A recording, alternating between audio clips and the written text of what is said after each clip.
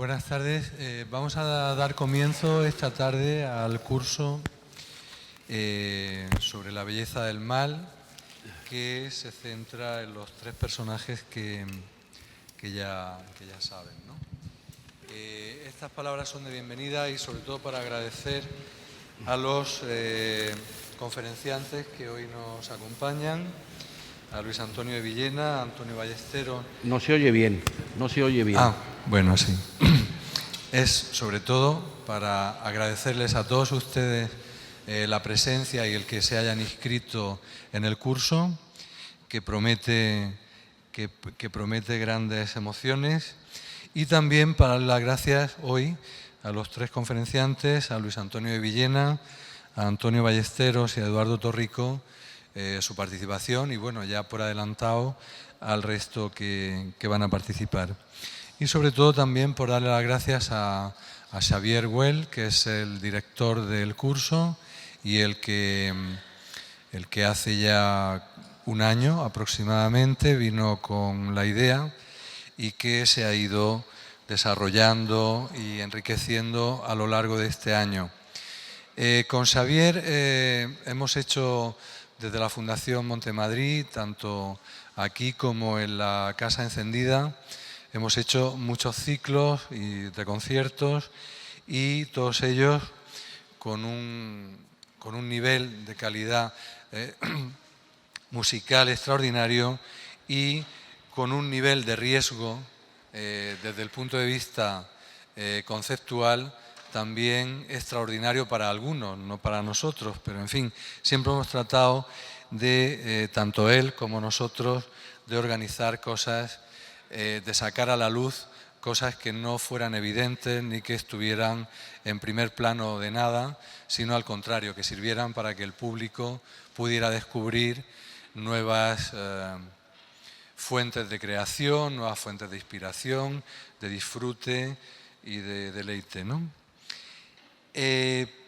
Hablar antes de Xavier Güell es un riesgo, porque, o después, lo digo por los conferenciantes, y todos son muy experimentados, porque es difícil estar a la altura del entusiasmo de Xavier, pero en fin, yo ya como lo conozco y lo tengo asumido, el fracaso, pues lo hago encantado. Como saben, el curso empieza hoy y estará hasta el 18 de abril. También se han habilitado para personas que no puedan seguirlo sesiones concretas, si quieren acudir a alguna sesión concreta. Y forma parte, aunque al final el curso está dedicado a un pintor, a un escritor y a un músico, pero el origen de todo, y era la pequeña acotación que quería hacer, viene de la música. Es decir, que con Xavier toda nuestra experiencia ha sido musical y cuando propuso abrir el abanico nos pareció muy bien y este es el resultado.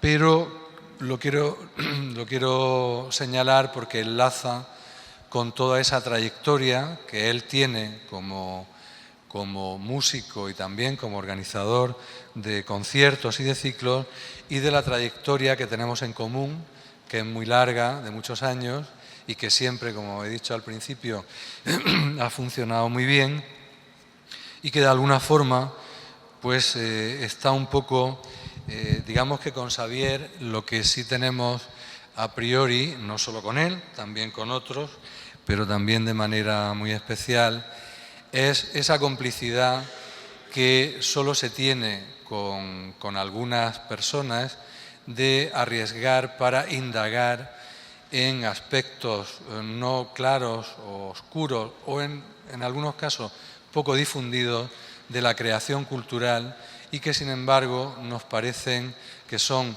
fundamentales para entender no solo la contemporaneidad, sino, y si hay algo que está de moda en estos días es la belleza que son capaces de producir o de dirigir o de hacer algunos que luego en la vida personal tienen alguna sombra, pero no solo en este sentido, sino también plantearle digamos, al mundo de la cultura, a los espectadores, al público, a vosotros, a ustedes, a la gente, que hay todavía mucho territorio en el mundo de la cultura y de la creación por explorar y que no hay que tener ningún miedo a explorar a ese territorio oscuro, ignoto, desconocido, no siempre fácil, no siempre en el mainstream de lo que el mundo de la cultura entiende que hay que hacer, avalar, promover o difundir, sino al contrario, y esa es la complicidad con Xavier y con otros, como digo, de bucear, digamos que en los caminos secundarios, en los arcenes de los grandes caminos, en las veredas o en los claros del bosque, ¿no?, que siempre nos pueden aportar luz para conocer mejor la cultura, la historia de la cultura y, sobre todo, intentar conocernos mejor a nosotros mismos. Así que muchas gracias. El curso ha sido un éxito, contra todo nuestro pronóstico. Se han agotado las plazas y quiero agradecérselo a todos ustedes y estamos a su disposición para cualquier sugerencia. Como nos vamos a ver durante bastantes semanas, cualquier cosa que necesiten o que consideren necesaria conforme se vayan desarrollando las sesiones del curso, pues desde la Fundación, desde la organización, estamos a su entera disposición. Muchas gracias y bienvenidos.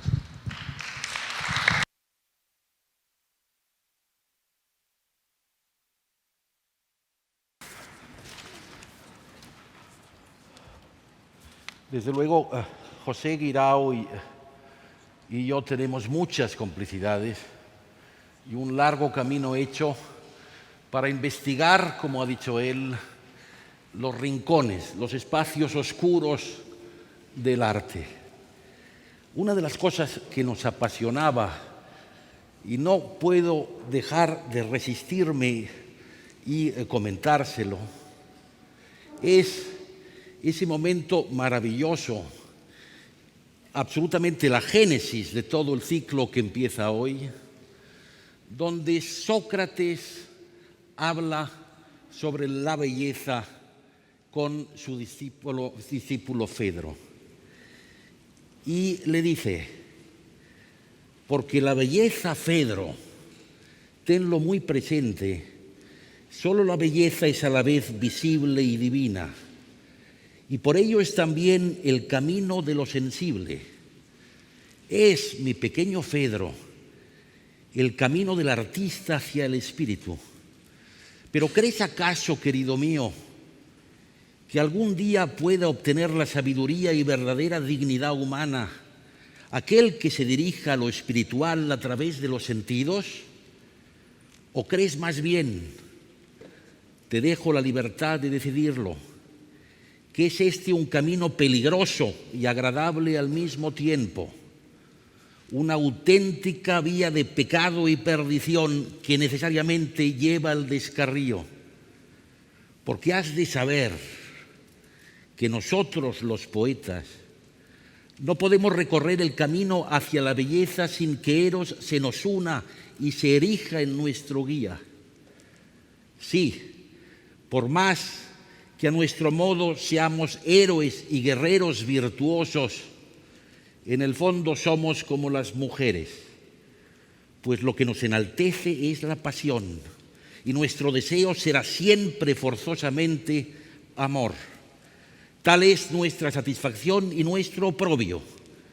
¿Comprendes ahora por qué nosotros, los poetas, no podemos ser sabios ni dignos?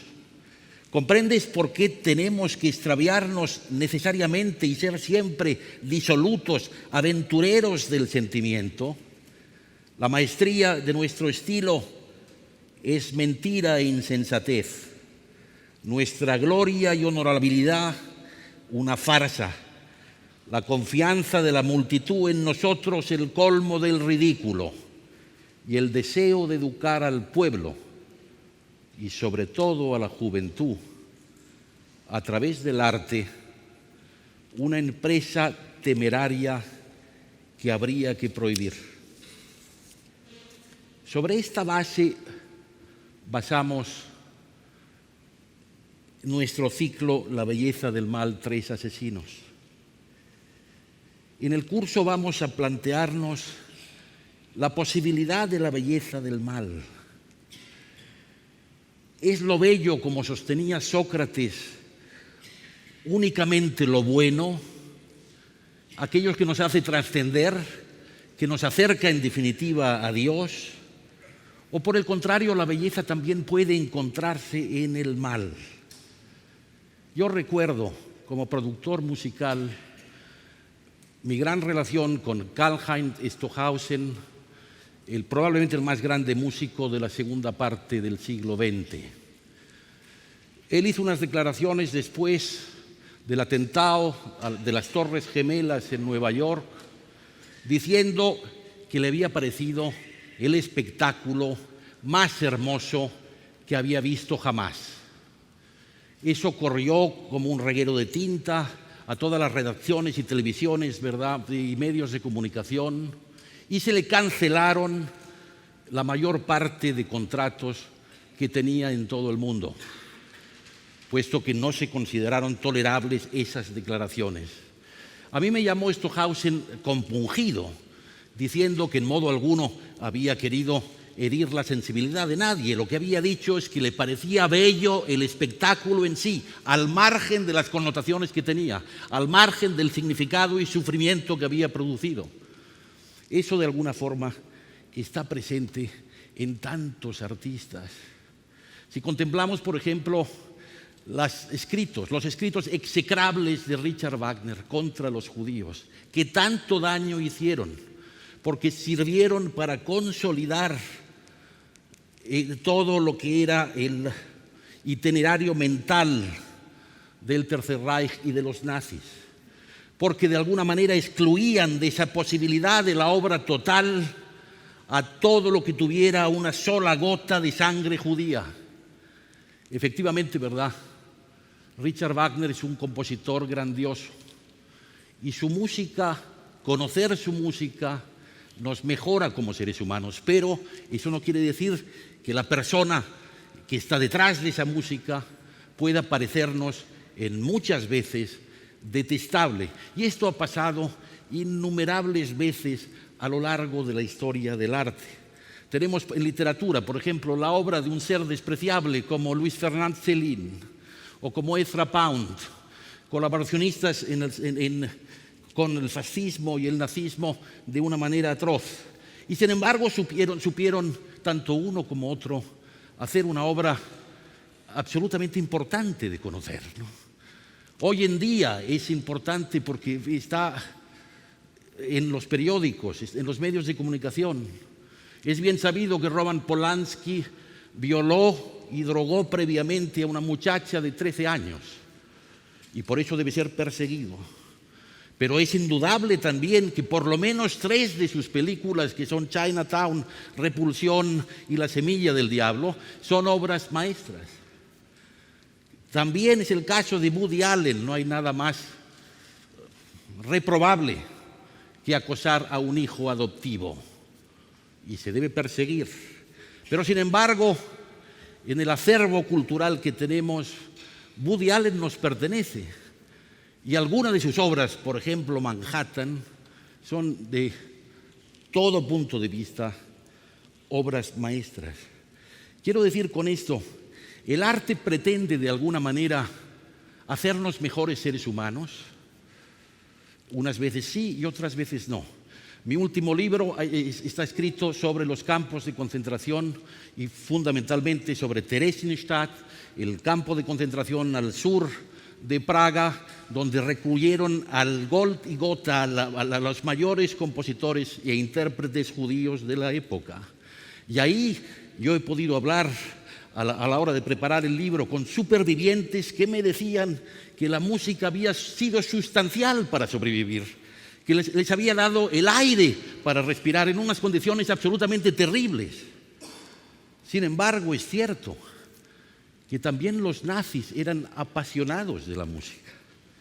y utilizaban la novena de Beethoven dirigida por Furtwängler de manera excepcional para celebrar sus principios, absolutamente atroces, ¿no? Es también evidente que el protector de Moravia de Moravia y de Bohemia, ¿verdad? La bestia rubia, Reinhard, el que dirigía a todos los nazis, ¿verdad? En ese momento en Checoslovaquia y Centro Europa, era un magnífico violinista. Y este fue el que organizó, Heydrich, ¿verdad? Es decir, la conferencia en Wannsee, al lado de Berlín, donde se firma al final del 41 lo que va a ser la exterminación sistemática de los casi 10 millones de judíos que viven en ese momento en Europa. ¿Qué quiere decir? Que de alguna manera para unos el arte nos lleve hacia el bien y sin embargo para otros pueda alentarles en el mal más atroz. El arte, en definitiva, no tiene tanto una dimensión de hacernos mejores, pero sí de hacernos comprender mejor, de desvelarnos de verdad el alma humana, con todas sus contradicciones, con todas sus luchas y sus sombras, con todos sus sufrimientos y gozos, ¿no? Y eso sí que es sustancial. Por eso, en definitiva, no podemos dejar de separar lo que es un proyecto vital con la obra en sí, porque conocer esa obra, incluso en los casos más extremos, es algo necesario, es algo absolutamente bueno. Yo quiero decir y quiero dar las gracias, porque por este curso van a pasar escritores, especialistas de los 3 autores que presentamos, que saben muchísimo más que yo sobre ellos. Quiero dar las gracias a todos ellos que han venido de España y del extranjero para iluminarnos y poder profundizar en la vida y en la obra de estos 3 autores. Y para acabar, solo deciros que estos 3 autores son contemporáneos completamente, como ya sabéis. Nacen desde 1564 a 1571, el más joven, que es Caravaggio, que son 3 grandes transgresores, son 3 grandes artistas modernos, que lo que hacen es derribar todos los edificios hasta entonces establecidos. En el caso, ¿verdad?, de Gesualdo, se anticipará 4 siglos, hará un tratamiento armónico en sus madrigales completamente sorprendente para la época, será totalmente desconocido durante esos 4 siglos y en el siglo XX, fundamentalmente Stravinsky, lo recuperará diciendo que era uno de los grandes modernos del siglo XVI y XVII. En el caso de Caravaggio, es evidente que hay un antes y un después.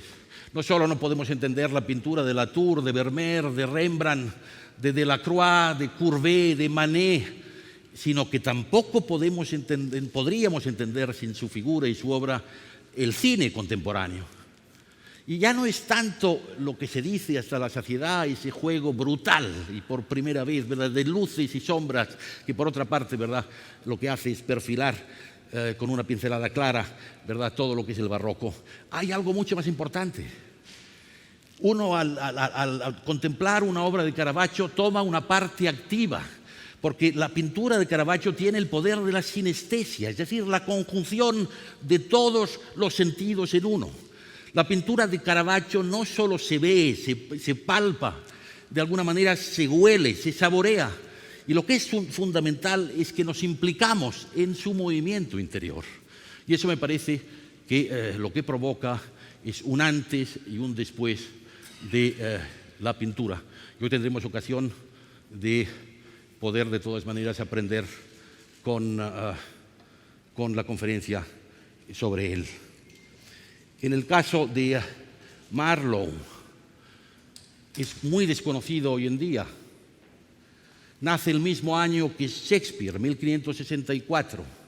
Hay quien sostiene, cada vez con más rigor, que detrás de Shakespeare estaba la figura de Marlowe.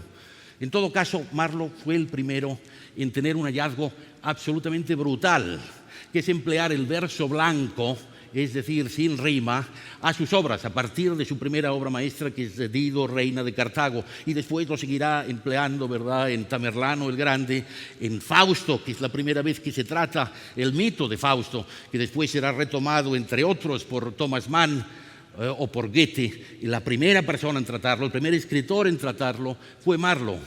Marlowe, aparte del ámbito anglosajón, es poquísimo conocido, y toda la gloria que tuvo en vida, mucho mayor que la de Shakespeare hasta ese momento, puesto que efectivamente, ¿verdad?, muere a los 29 años, en un momento donde él había escrito 6 obras maestras rutilantes que habían sido clamorosos éxitos, y Shakespeare no había escrito prácticamente nada. Pero eso lo iremos analizando una y otra vez a lo largo de este curso.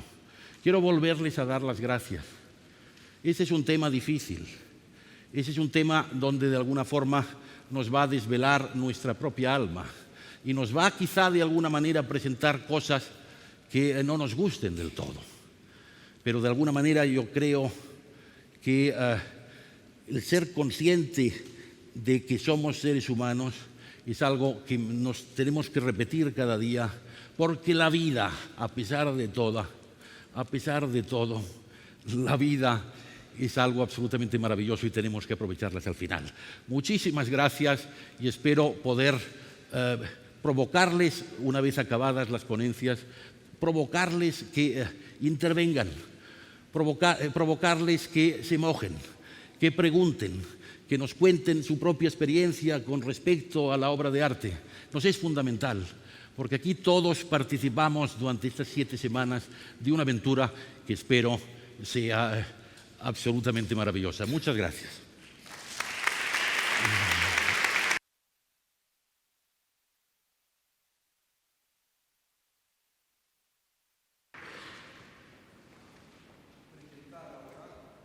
Ya no tengo la... ¿Rebeca está?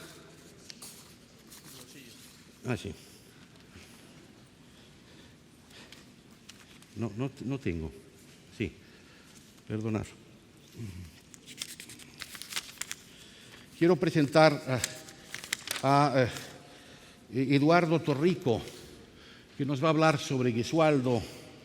Es crítico musical en muchos medios, entre ellos el director de la sección de música antigua de la revista Scherzo. Su dedicación durante años a la obra completa de Gesualdo le convierten en uno de los grandes destacados sobre la vida y la obra de este autor, y seguro que nos va a poder iluminar con su ponencia. Muchas gracias, Eduardo.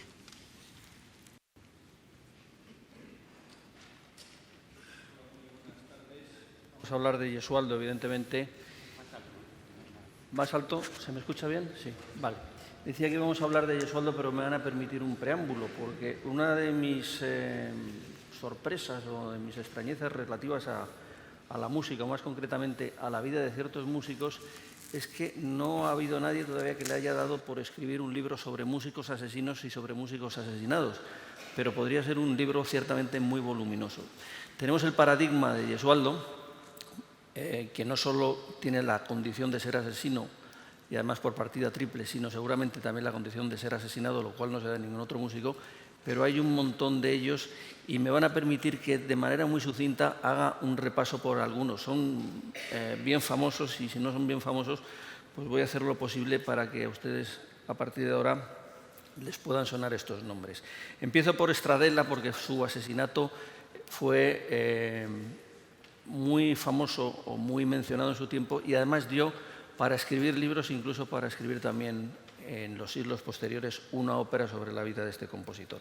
Es un hombre que se establece en Roma y que comete una estafa con el dinero de la Iglesia Católica, lo cual le obliga a salir de la ciudad. Vuelve a Roma creyendo que ya están las aguas apaciguadas, pero vuelve a tener problemas y abandona definitivamente Roma para marchar a Génova. Allí, una vez más, vuelve a tener problemas de estafa, pero vuelve a tener lo que es una constante también en muchos de estos músicos asesinados. Tiene problemas de faldas. Hay un noble burlado que no le perdona que se haya ido con su mujer o que haya tenido una aventura amorosa con su mujer. Contratan a un sicario y lo persiguen hasta darle muerte. Es probablemente el primer asesinato famoso de la historia, pero hay otros anteriores y hay otros posteriores. Hablo ahora de Jean-Marie Leclerc, un músico del barroco francés nacido en 1697, que un buen día, después de volver probablemente de jugar una partida de cartas durante toda la noche, al volver a su casa, pues lo encuentra el jardinero tendido en el suelo sobre un gran charco de sangre, y el caso desata una gran polémica y una gran conmoción en toda Francia porque era uno de los músicos más conocidos en aquel momento. La policía indaga, hay 3 sospechosos, entre ellos el jardinero que ha encontrado el cuerpo. Está también como sospechosa su segunda mujer, de la que se había separado recientemente, y está también un sobrino que era violinista y con el que mantenía serias desavenencias porque el sobrino le acusaba de que había entorpecido su carrera al no recomendarlo para ser empleado por algún noble. La verdad es que nunca se descubrió quién fue el autor del asesinato. Hablamos ahora de un músico español, de un músico barcelonés, de Domingo o de Domènech Terradellas, nacido en 1713, que se establece en Roma después de haber pasado por Nápoles, por Londres, por Bruselas, por Turín y Venecia.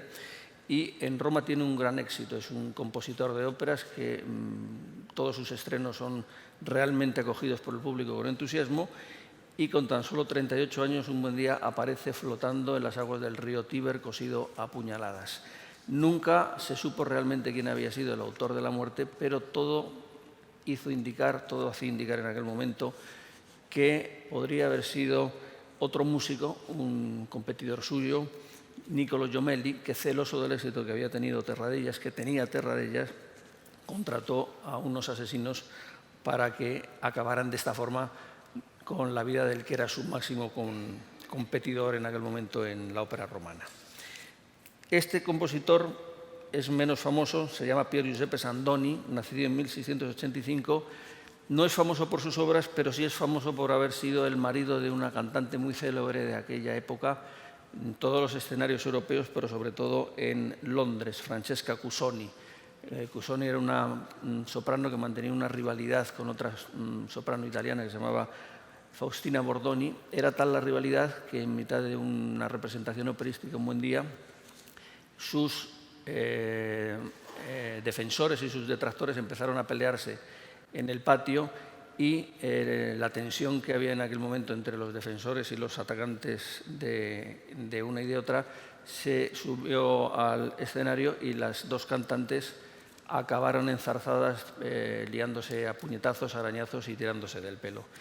Se separaron Cuzzoni y Sandoni. Cuzzoni estaba amenazada con entrar en cárcel por las múltiples deudas que tenía, y optó por salir de Londres lo antes posible para que no fuera detenida y no acabara en la cárcel, pero parece que le dio tiempo anteriormente a envenenar a su marido, a Sandoni, que murió también de esta manera víctima de esta cantante. Leonardo Vinci fue otro compositor muy famoso también del periodo barroco en Nápoles, un compositor que afortunadamente se está recuperando ahora su obra, que era prácticamente desconocida. Se han recuperado varias óperas y demuestran que era uno de los grandes de la escena de la primera mitad del siglo 50. Se cree que fue envenenado, no se sabe realmente por quién. Era un músico también de vida disoluta, que tenía grandes deudas contraídas por el juego, y una buena mañana su cadáver apareció, se determinó que había sido envenenado, y parece que fue precisamente por motivo de una deuda de juego. Hablamos ahora no de un compositor, sino de un cantante, de un castrato, del castrato más famoso que había en la Europa del siglo XVII, que se llamaba Giovanni Francesco Grossi, conocido como Siface. Estuvo al servicio de muchos nobles italianos, estuvo también de paso por aquí, por España. Alguna ópera suya, alguna ópera cantó aquí en Madrid, probablemente, en lo que era el Alcázar de los Reyes Austria. Pasó también por Toledo. Y el caso es que Sifache se enamoró perdidamente de una dama noble, de Elena Marsili, viuda del conde Gaspari Forni y hermana del marqués Giorgio Marsili de Bolonia, quien se oponía tenazmente a la relación amorosa entre la Elena Marsili y Sifache, porque consideraba que todos los castratos eran unos engendros de la naturaleza. No creo que haga falta explicar aquí lo que era un castrato ni cómo habían llegado a convertirse en castratos, pero es relativamente fácil meterse en la cabeza de la gente de aquel tiempo y pensar el concepto que tenían sobre estos grandes artistas, pero que no dejaban de ser, como bien decía Marsili, un engendro de la naturaleza. El caso es que el conde cortó por lo sano, hizo que ingresara la viuda de Elena Marsili en un monasterio para que no pudiera seguir siendo visitada por Sifache, pero este no renunció en ningún momento a ella, se las apañó para seguir frecuentando Bolonia y visitarla de manera clandestina en el monasterio, hasta que finalmente ella decidió por huir de allí.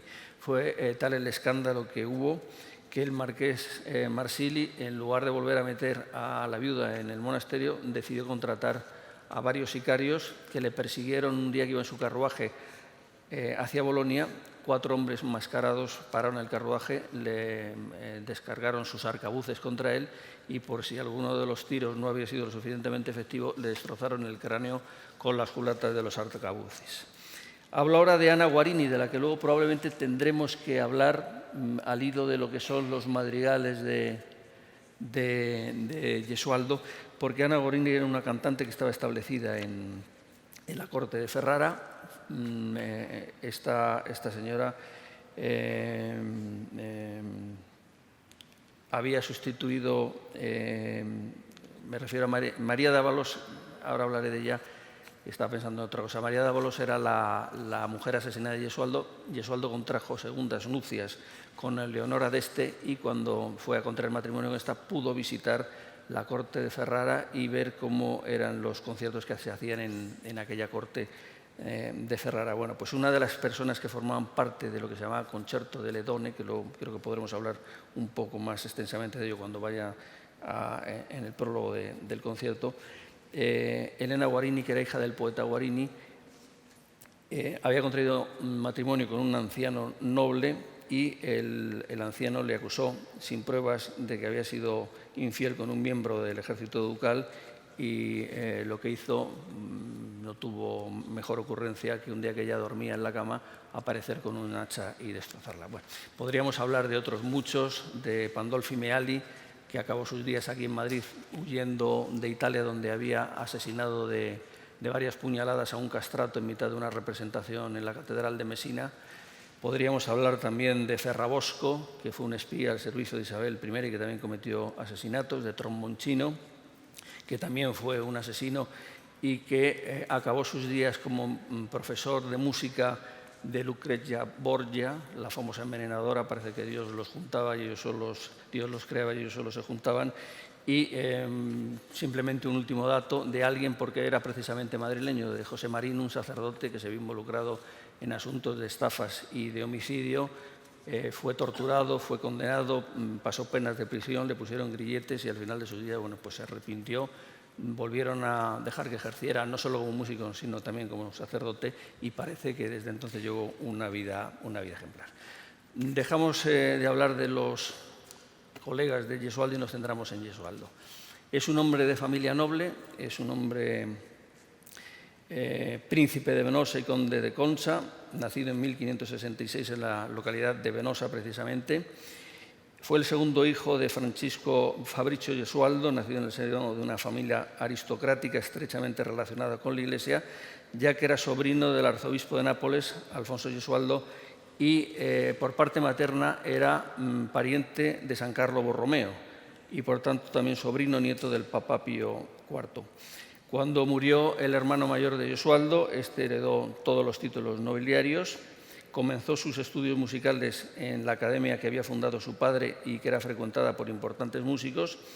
Recibió desde muy temprana edad clases de composición y de laúd y en 1586, como antes les he mencionado, se casó con su hermosa prima María Dávalos, hija del duque de Pescara. Gesualdo se entregó en aquellos años con tal ardor a la música de la caza que doña María se sentía seriamente abandonada por su marido. Un buen día, en un baile en el palacio del virrey de Nápoles, se encontraba doña María y se encontraba también don Fabricio Cafara, duque de Andria, que según fuentes de la época, cito textualmente, reunía la belleza de Adonis y el valor de Marte. Él estaba casado y tenía 5 hijos, pero ello no fue óbice para que los dos se enamoraran. Empezaron a mandarse mensaje de amor por medios de sirvientes fieles y cómplices, y tras los mensajes llegaron los encuentros. El primero tuvo lugar junto al mar, en un naranjal que don García de Toledo poseía cerca de Quialla, y doña María, para justificar el viaje, dijo haber formulado el voto de presenciar una procesión de penitentes de Semana Santa muy famosa que había cerca de esa localidad. En el camino fingió un desvanecimiento, la llevaron a la residencia del duque de Andria, de su amante, que la estaba esperando allí, obviamente, y allí mismo en el vestíbulo cayeron al suelo entrelazados sus cuerpos, entregados el uno al otro como si nada más hubiera en el mundo. Vinieron más encuentros, por supuesto, siempre en secreto, pero es difícil que en un sitio tan cerrado como era aquel Nápoles no trascendiera realmente lo que estaba pasando. Se da la casualidad de que un tío de Gesualdo de Venosa, don Julio Gesualdo, descubrió el adulterio, y no fue realmente una casualidad. El anciano tío de Gesualdo sentía una rijosa pasión por la esposa de su sobrino y había hecho todo lo posible por conseguir sus favores. Pero sus torpes proposiciones se toparon siempre con el rechazo de doña María y con el desprecio de la dama, siempre alegando la fidelidad conyugal a Gesualdo. De nada sirvieron los ruegos, las súplicas y las dávidas del tío de Gesualdo para hacerse con sus favores. Amenazó incluso a doña María con denunciarlo a su esposo, y este no tuvo más remedio que ejercer de boyer, de ver qué era lo que hacía a todas horas en el Palacio de Nápoles doña María, hasta que un día pues tuvo el feliz, iba a decir el feliz o el infeliz momento de presenciar uno de los encuentros de doña María con su amante, con el duque de Andria, y le faltó tiempo obviamente para contárselo a su sobrino. Gesualdo, que era una persona hábil y que era una persona astuta e inteligente, lejos de armar un escándalo en aquel momento, prefirió ser cauto y cocinar a fuego lento su venganza. Trazó fríamente un plan, ordenó que en secreto se cambiaran todas las cerraduras de su palacio, y cuando ya se había hecho el trabajo anunció que se iba de viaje durante varias jornadas a cazar lejos de Nápoles, que estaría por lo menos 4 o 5 días fuera del palacio. Partió con mucho ruido y con un gran séquito para que quedara claro que se iba, pero en secreto había dado órdenes a sus más fieles criados para que se mantuvieran sigilosos y expectantes. A medianoche volvió Gesualdo con varios de sus criados al palacio, subió a toda prisa a la habitación de su esposa, y en la puerta estaba la dama de compañía haciendo guardia. Esta quiso alertar a su señora, pero fue amenazada y tuvo que apartarse. De un puntapié Gesualdo tiró la puerta donde estaban los dos amantes, que dormían entrelazados en la cama, y con una daga que llevaba les asesinó a los dos sin compasión. Los cuerpos fueron arrastrados y puestos en la escalera principal del palacio, ordenando Gesualdo a sus criados que no los movieran de allí y escribiendo un cartel con la causa del asesinato, cartel que además quedó fijado en la puerta del palacio para que todo el que pasara por allí supiera por qué realmente lo había hecho. Él huyó inmediatamente con algunos de sus fieles a sus estados de Venosa, no sin antes haber dado cuenta de lo que había hecho al virrey de Nápoles, que era Juan de Zúñiga, Avellaneda y Bazán, que lejos de decir lo que has hecho no está bien y te voy a meter en la cárcel, dijo, bueno, pues sal corriendo para evitar que la justicia cumpla con su misión y te aprese y acabes como tienes que acabar entre rejas. Los cuerpos de los dos desventurados amantes, de doña María y del duque de Andria, quedaron expuestos en la escalera del palacio, y toda la ciudad pudo pasar a contemplar el morboso espectáculo durante varios días. Doña María estaba herida en sus partes más bellas y especialmente en las partes con las que había pecado, y el duque presentaba la evidencia de haber sido más gravemente herido que doña María. Por si faltara algún siniestro detalle, se dice que un sacerdote dominico terciario aprovechó un momento en el que no había nadie delante de los cuerpos y violó el cadáver de doña María. La anterior narración, pese a sus fantasías popularmente aceptadas por todo el mundo, terminó imponiéndose en la memoria colectiva y sirvió de base a diversas novelas y obras dramáticas. Pero al cotejarla con la investigación oficial que se hizo de los asesinatos, parece que no ocurrió todo tal y como se contó.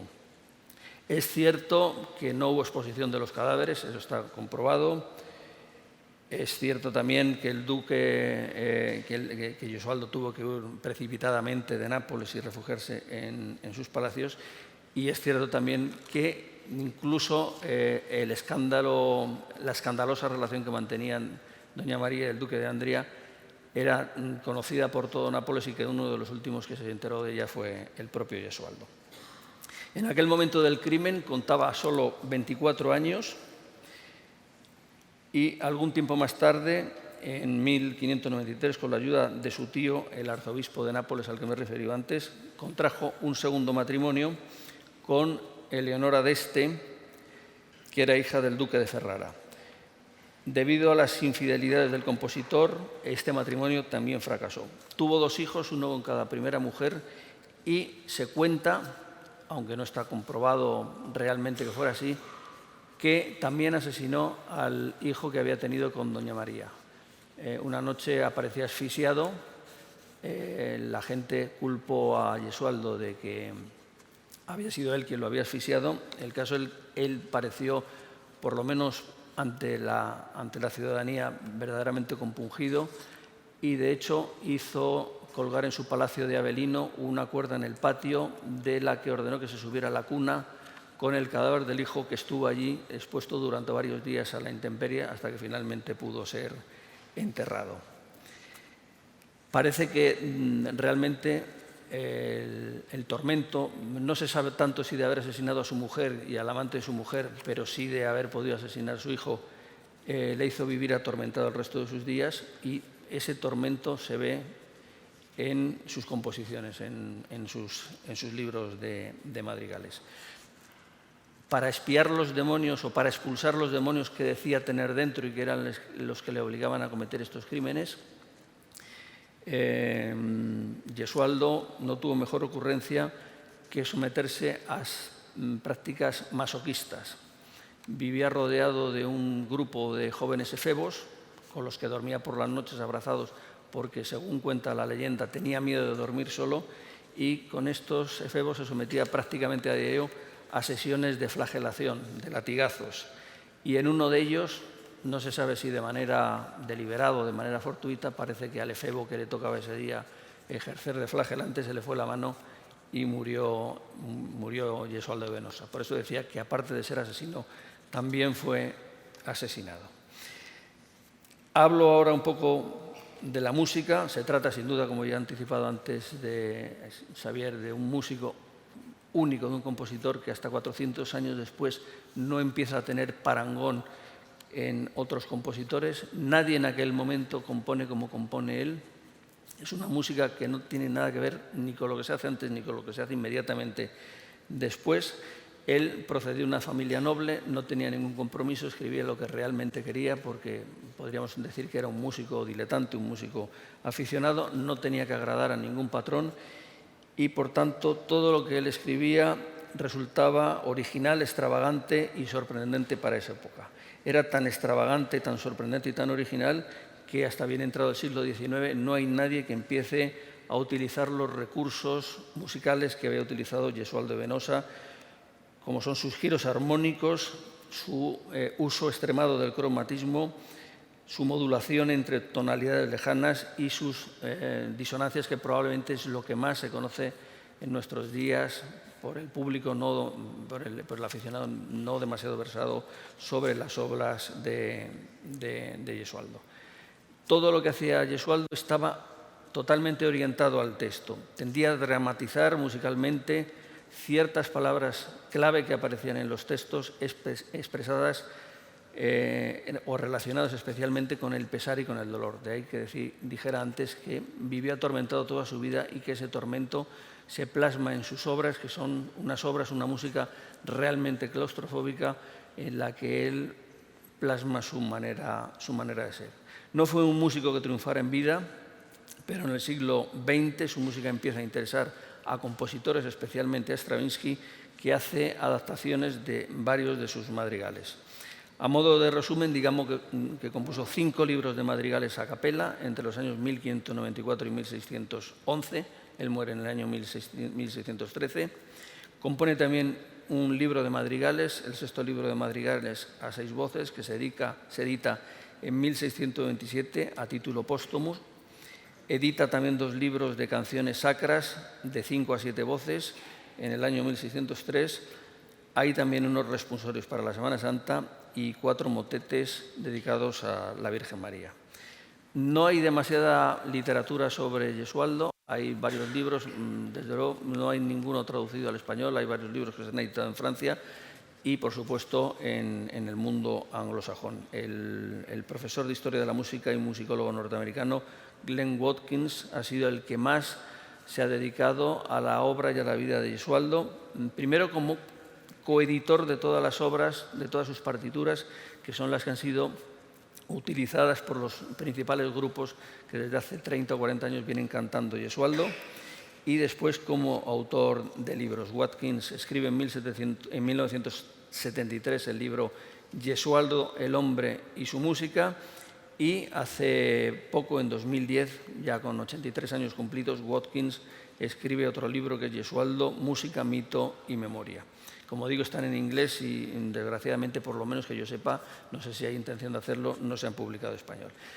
Paradójicamente, sí ha sido un personaje que ha interesado mucho a los cineastas. Hay que mencionar, sin duda alguna, la película, que tendrán ustedes ocasión de verlo en otro de los días dedicados por este ciclo a la figura de Gesualdo, la película de Werner Herzog, Muerte a 5 voces, rodada en 1995 para la televisión alemana ZDF, y más recientemente, en 2015, el asesinato de María d'Ávalos se menciona en una escena de la película de Robert Gould, True Story, en la que suena además el madrigal Se la mia morte Brami, interpretada por uno de los grupos que se han dedicado a hacer, que ha grabado la integral de los madrigales de Gesualdo, Delitia Musicae.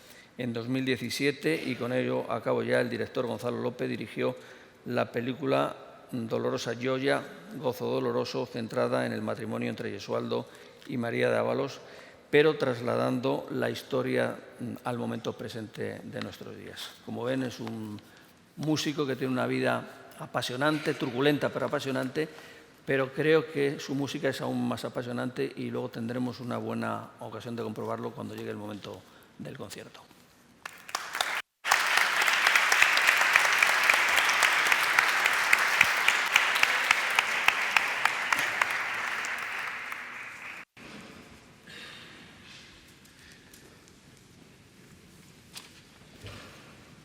Antonio Ballesteros es un especialista enorme de Shakespeare y de Marlowe.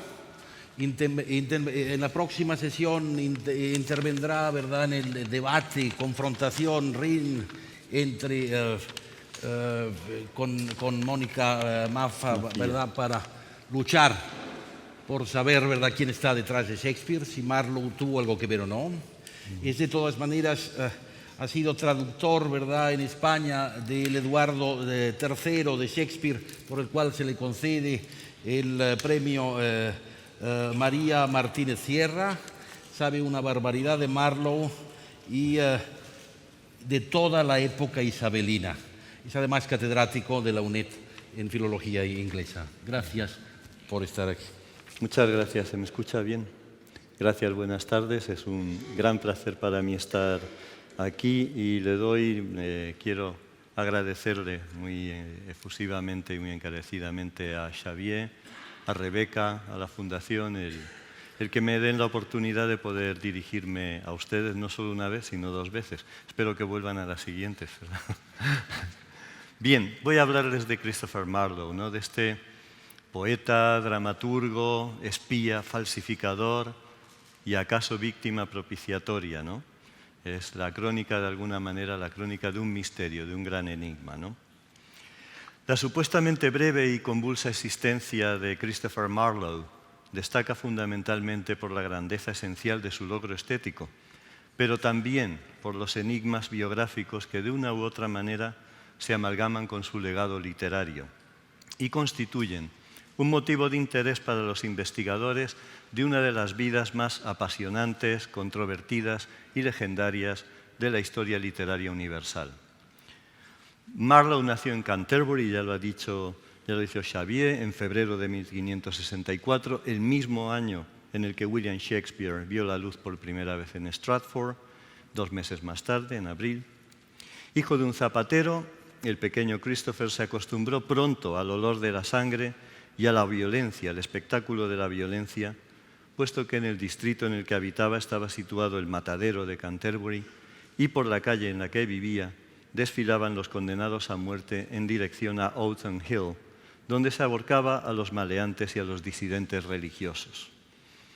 En realidad, la existencia cotidiana en la Inglaterra isabelina, la que se aunaba el poder político con el poder espiritual, al ser la reina cabeza de la Iglesia anglicana, se hallaba marcada por una destacable truculencia, ¿no? Como la mayoría de los países europeos, que estaban inmersos en cruentas guerras religiosas entre protestantes y católicos.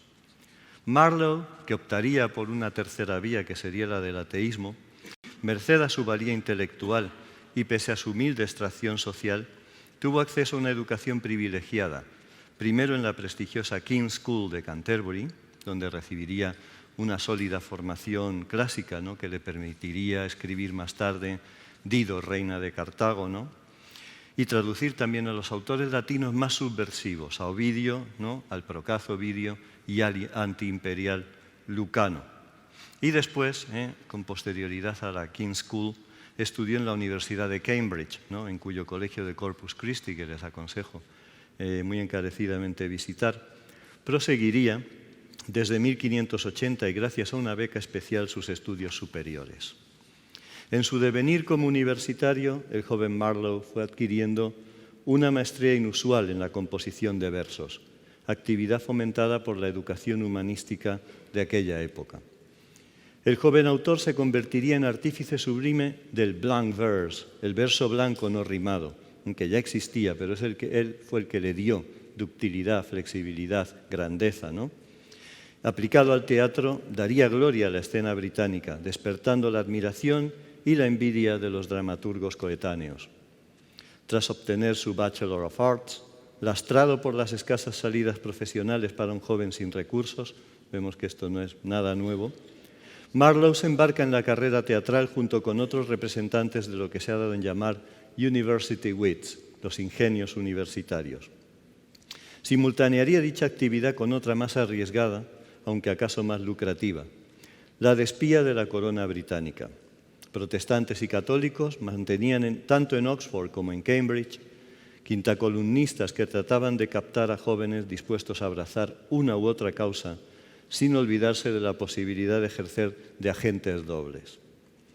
La extrema preocupación del Consejo Real, del Privy Council británico, para defender a la reina Isabel de los recurrentes complots y conspiraciones contra su persona, lo llevaron a instituir un eficaz servicio de espionaje, coordinado en primera instancia por el astuto Sir Francis Walsingham, secretario de Estado.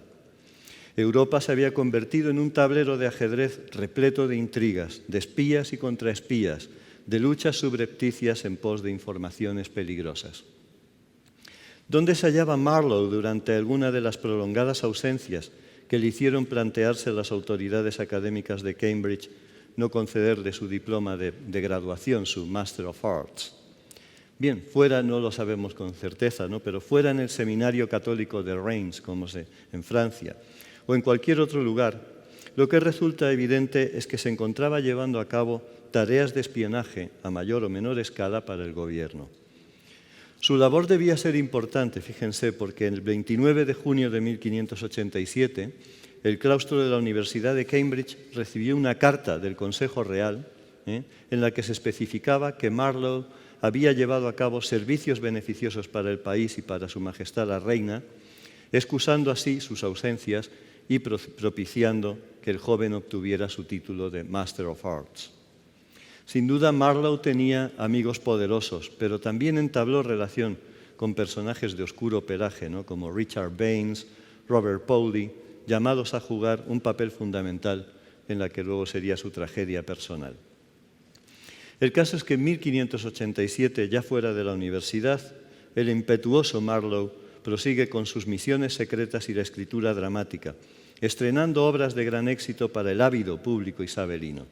Les encantaba el teatro, ¿no? La primera de ellas fue Tamburlaine the Great, el Gran Tamerlán, cuyo favor popular fue tan enorme que incitaría a Marlowe a componer una segunda parte, una continuación. La historia del pastor escita que llega a conquistar el mundo, oponiéndose a todos los enemigos que se atreven a hacer frente a su ambiciosa, cruel y vertiginosa progresión, representa, entre otras cosas, una apología revolucionaria de la permeabilidad entre las clases sociales como una ley natural y un derecho inalienable. A grandes rasgos, el personaje de Tamerlán, el azote de Dios, representa el resto de héroes marlovianos, transgresores, epítomes del superhombre renacentista que se oponen a todo aquello que suponga una barrera para conquistar sus elevadas metas, aunque ello suponga la destrucción y la muerte. Si Tamerlán se ve poseído por una sed insaciable de poder político, Fausto, el alumno de Wittenberg, que era la Universidad de Lutero, persigue el poder intelectual que otorga la sabiduría, estando dispuesto a vender su alma al diablo para obtenerla a toda costa. Esta recreación prodigiosa del tema fáustico, creada por Marlowe, es la primera de ecos modernos, no es la primera obviamente, se había basado en una obra alemana, etc., pero la primera de ecos modernos, y tal vez, en mi opinión, la más lograda de todas, se conserva en dos ediciones principales, ¿no?, entre las que subsisten notables diferencias, ¿no? En realidad, como sucede con la mayoría de obras de esta época, ninguna de ellas fue la que el autor escribió originalmente, que no conocemos. Lo que, junto con el temor a la férrea censura de la época, puede explicar el final moralista de la tragedia del estudiante de artes arcanas. En cualquier caso, la versión de Marlowe del mito de Fausto presenta connotaciones claramente heterodoxas, destacando el sustrato de la gnosis y el ocultismo de la época, fundamentado, por ejemplo, en los escritos de astrología de Giordano Bruno y los de demonología y brujería de John Dee. El ansia de sabiduría de Fausto se vería frustrada por la imposibilidad intrínseca del ser humano de llegar a conocer de manera absoluta las verdades fundamentales del espíritu, del mundo y de la existencia. ¿Hay algo más en el cielo y en la tierra que lo que puede explicarse mediante la filosofía?, como pregunta Hamlet a Horacio. Apoyada en sus lecturas de Epicuro y Lucrecio, la postura iconoclasta de Marlowe parece ser escéptica en este y otros puntos de índole existencial y espiritual. Marlowe implanta un patrón fundamental de ambigüedad moral y de reflexión sobre la maldad para los grandes dramaturgos que siguieron sus pasos, tanto en el periodo isabelino como en el jacobeo. El judío de Malta y Eduardo II son en este sentido ejemplos señeros del arte escénico de Marlowe y de su capacidad para adentrarse en la oscura psicología humana a través de dos personajes socialmente antitéticos: un judío, paradigma de absoluta alteridad, y un monarca débil que no sabe o no quiere ejercer el poder.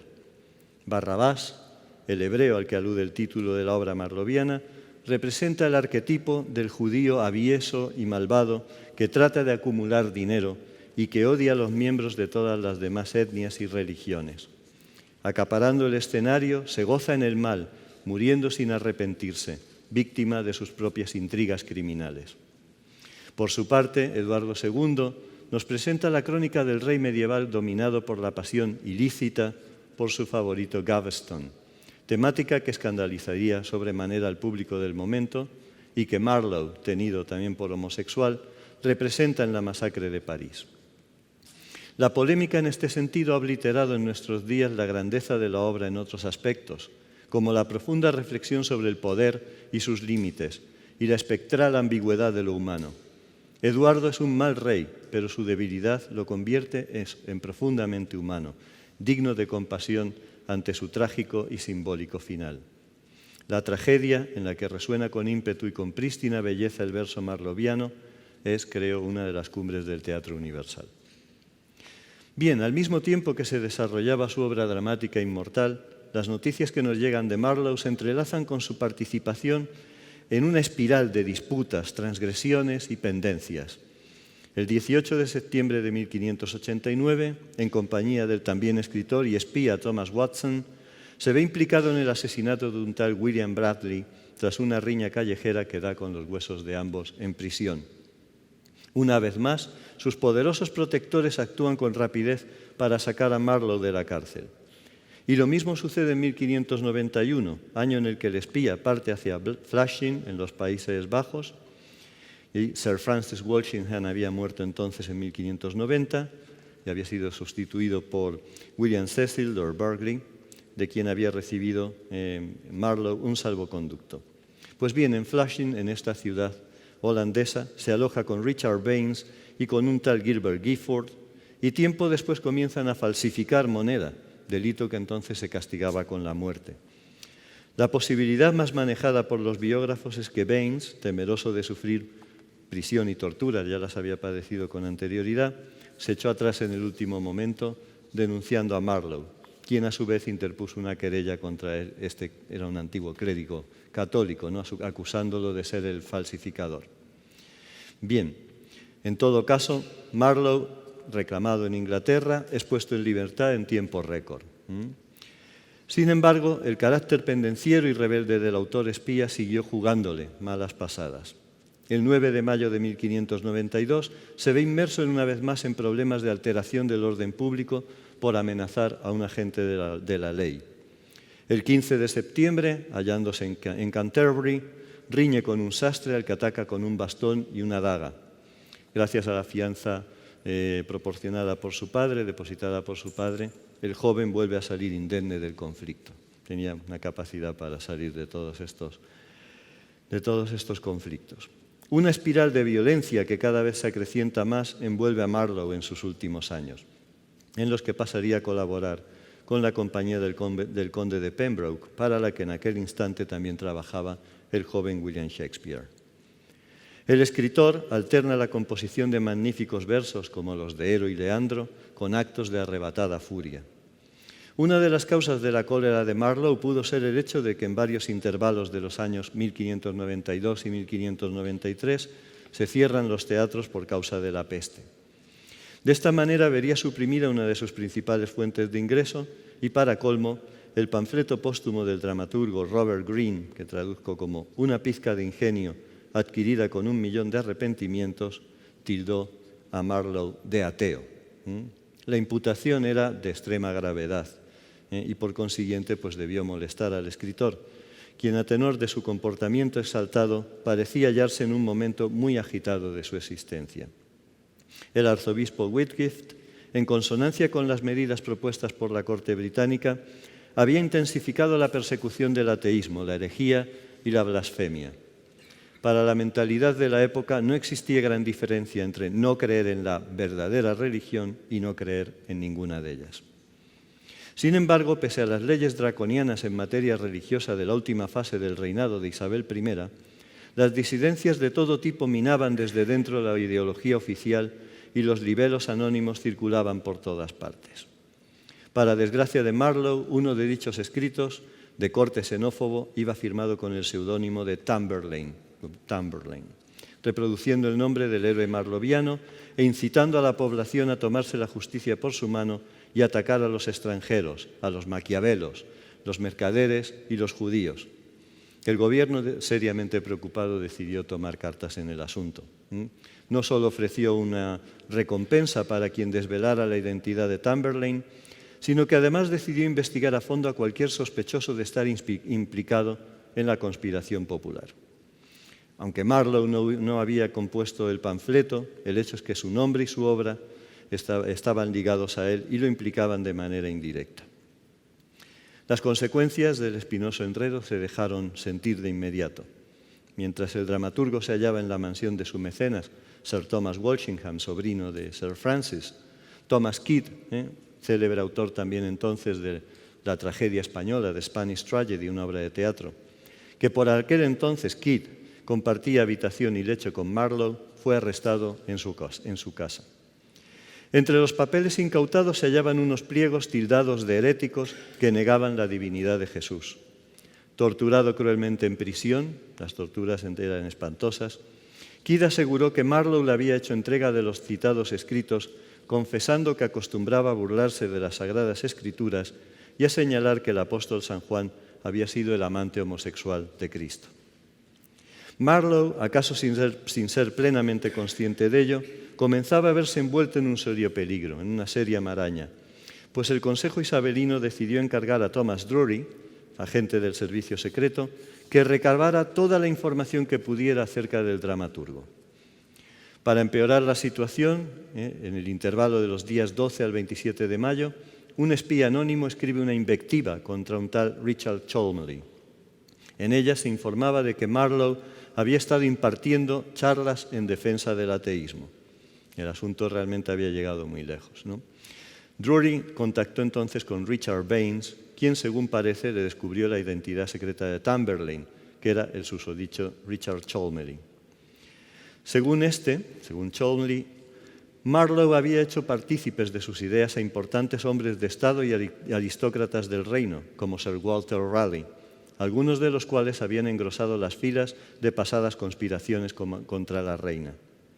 El espectro de un complot entre la Liga Católica y los ateos tomaba cuerpo entre los miembros del gobierno inglés, mientras que surgían rumores de que Marlowe había redactado y había puesto en circulación un manuscrito que reivindicaría que las Sagradas Escrituras fueron compuestas por una sola mano y que haría hincapié en algunas de las contradicciones halladas en la Biblia. Si es que existió ese opúsculo, no se ha encontrado nunca. Para el 18 de mayo de 1592, el Consejo había decidido arrestar a Marlowe, quien 2 días después fue puesto en libertad a condición de que se presentara diariamente ante las autoridades.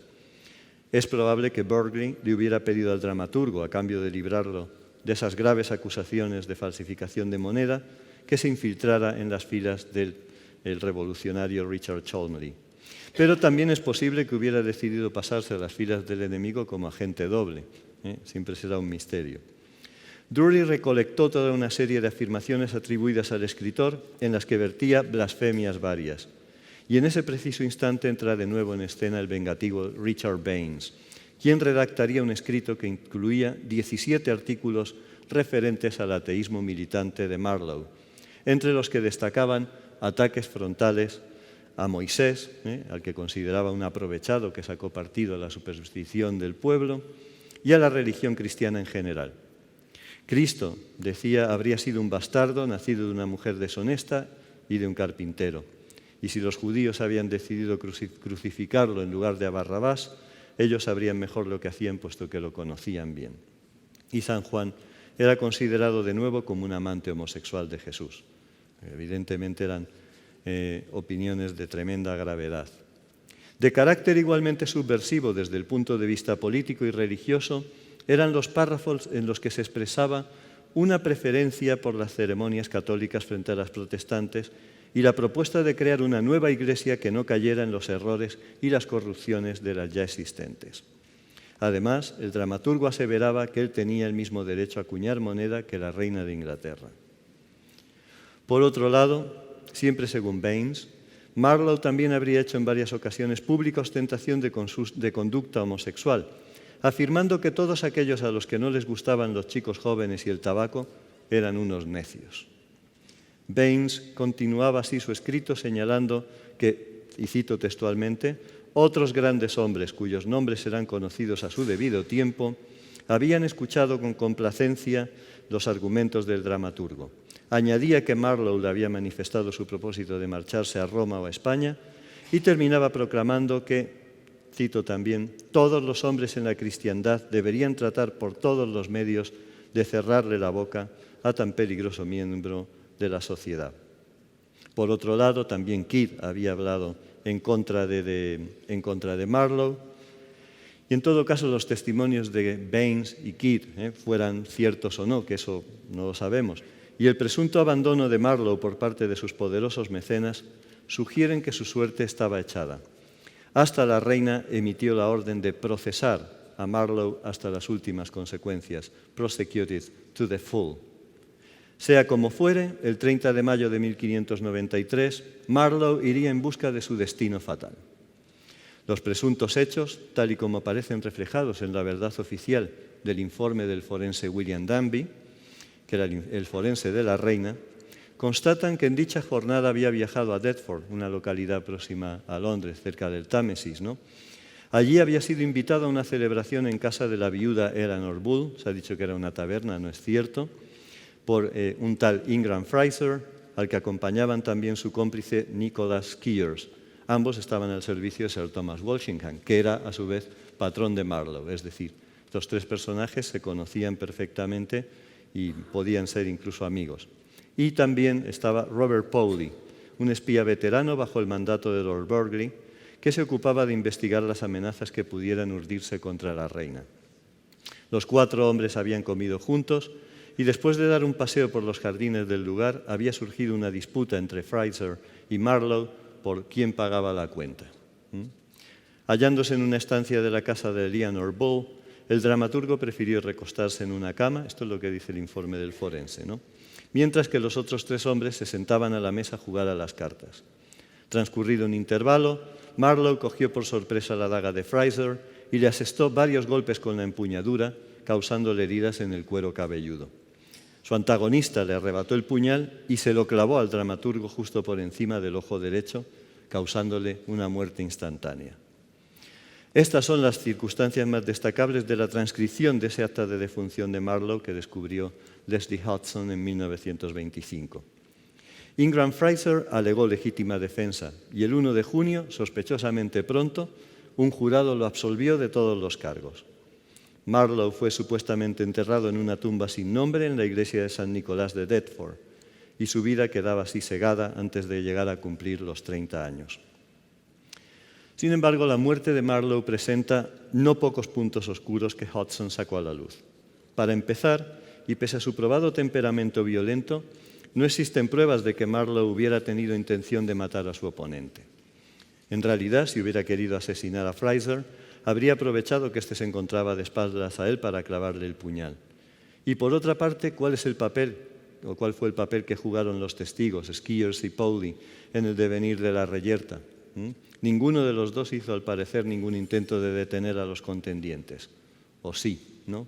Algo olía podrido en Deptford, ¿no? Sobre todo cuando Marlowe murió solo unos pocos días después del mandato real para que investigaran sobre él con todas las consecuencias. En definitiva, la figura de Christopher Marlowe, considerada tras su muerte por sus detractores como ejemplo del fin merecido por un pervertido y un ateo castigado por la providencia divina, se fue sumiendo cada vez más en las brumas del olvido. Su huella es, de una manera directa o indirecta, a todas luces perceptible en el glorioso elenco de sus sucesores en la esfera teatral isabelina y jacobea, pero su nombre y su obra, al contrario que el nombre y la obra de William Shakespeare, fueron desapareciendo de la memoria de los hombres. Preterido casi por completo en el periodo de la Restauración y en el siglo XVIII, los románticos convertirían a Marlowe en un epítome melodramático del artista decimonónico avant la lettre. Cual ave fénix, el autor renació de sus cenizas en el siglo XX, pero más bien dentro de la esfera académica, redescubierto por teóricos de la literatura de distintas escuelas y adscripciones críticas, siendo su biografía motivo de constante especulación y destacando en este sentido las aproximaciones que han suscitado todo tipo de controversias y teorías de la conspiración. Termino diciendo que la más conspicua y arraigada es la de que Marlowe no murió en Deptford, sino que, contando con la protección del Servicio Secreto Británico, enterraron el cadáver de otra persona en su lugar. Así, Marlowe habría sobrevivido, adoptando una nueva identidad, y habría seguido escribiendo obras teatrales que, a partir de entonces, le serían atribuidas a William Shakespeare, que se habría convertido de esta manera en lo que hoy llamamos un negro, ¿no?, del autor isabelino. Por la magnitud de sus implicaciones, se trataría del encubrimiento más audaz y perturbador de toda la historia de la literatura. Pero bien, esa es otra fascinante cuestión de la que hablaremos en la próxima sesión del curso. En cualquier caso, el eco de los versos de Christopher Marlowe permanecerá indeleble para siempre en la historia del teatro inglés y universal. Merecería ser mucho más conocido y mucho más representado. Y a fe que sus logros literarios estuvieron a la altura del rebelde transgresor, del overreacher, que siempre quiso ser. Muchas gracias. Gracias.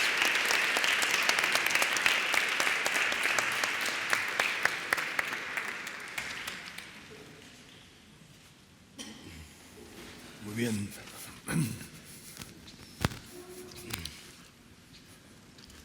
Luis Antonio de Villena no necesita mucha presentación. Es un magnífico poeta, un magnífico traductor, novelista, pero hoy estás aquí, ¿verdad, querido Luis Antonio, por tu libro publicado en Planeta, Caravaggio, exquisito y violento. Muchas gracias, director. Encantado.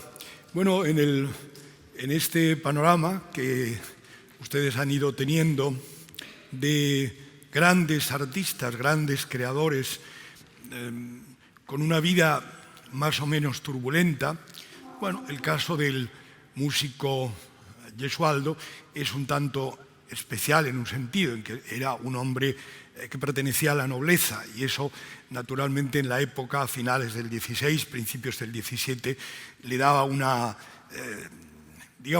privilegios muy notorios, que siempre corrían a cargo, en el caso este y en el de Caravaggio, del virrey español, porque hay que dejar claro que la vida de estos personajes se desarrolla en buena medida en el virreinato español de Nápoles.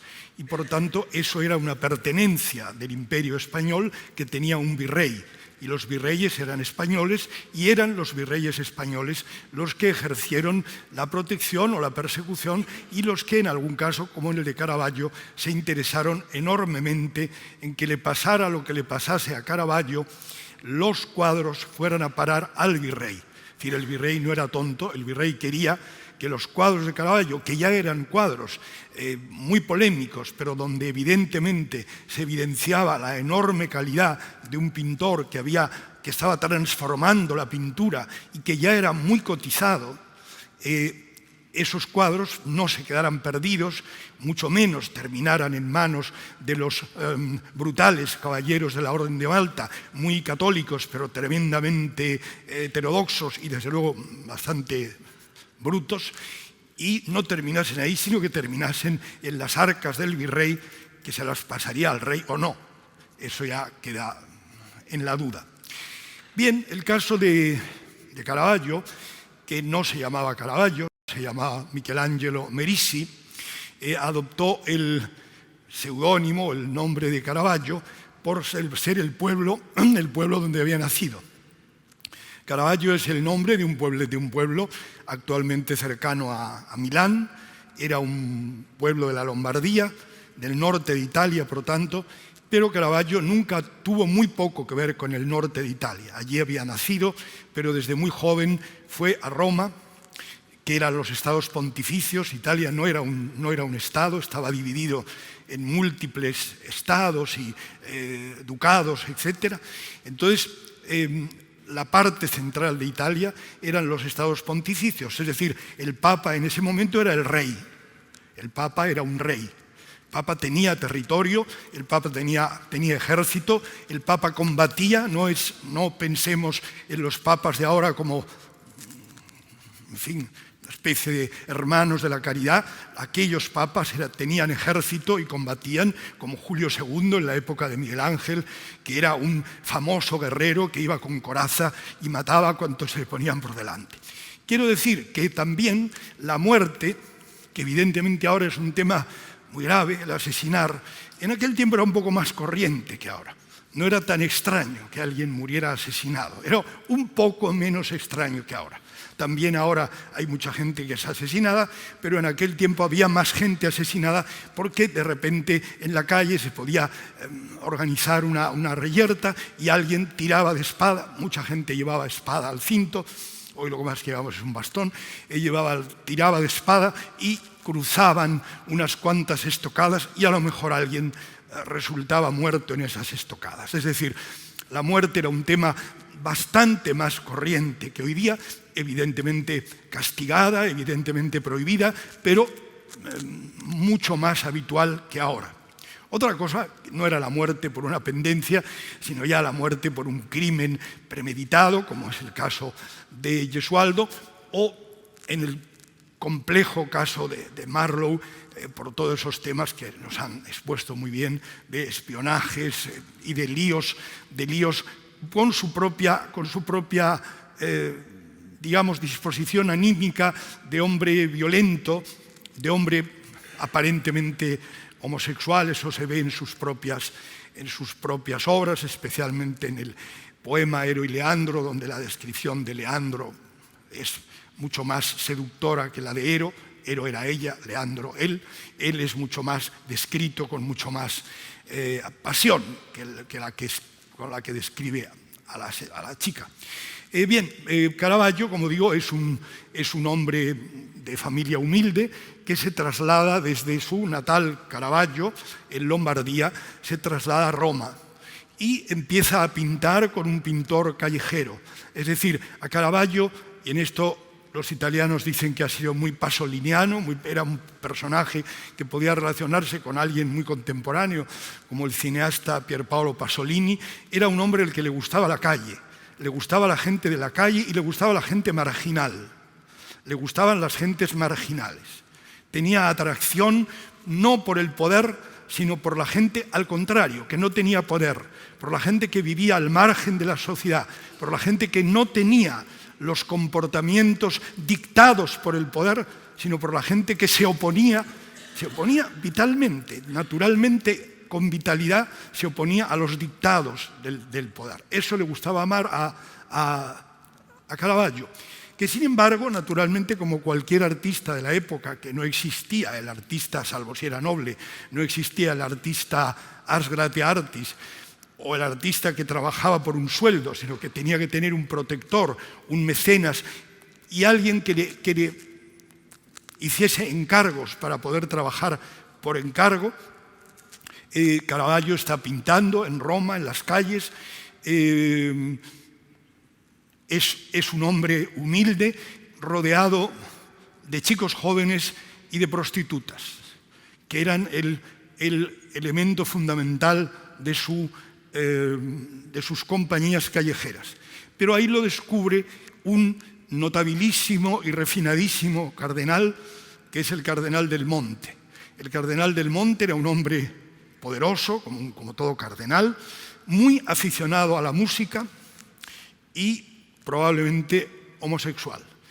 Entonces, el cardenal del Monte lo llama a su palacio y le hace pintar quizá los cuadros más refinados de Caravaggio, en los cuales siempre hay músicos, siempre hay chicos jóvenes que tocan música.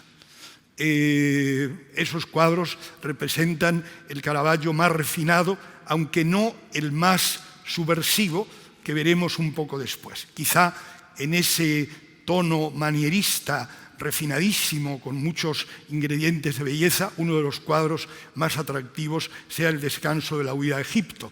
Son temas habituales de la pintura religiosa.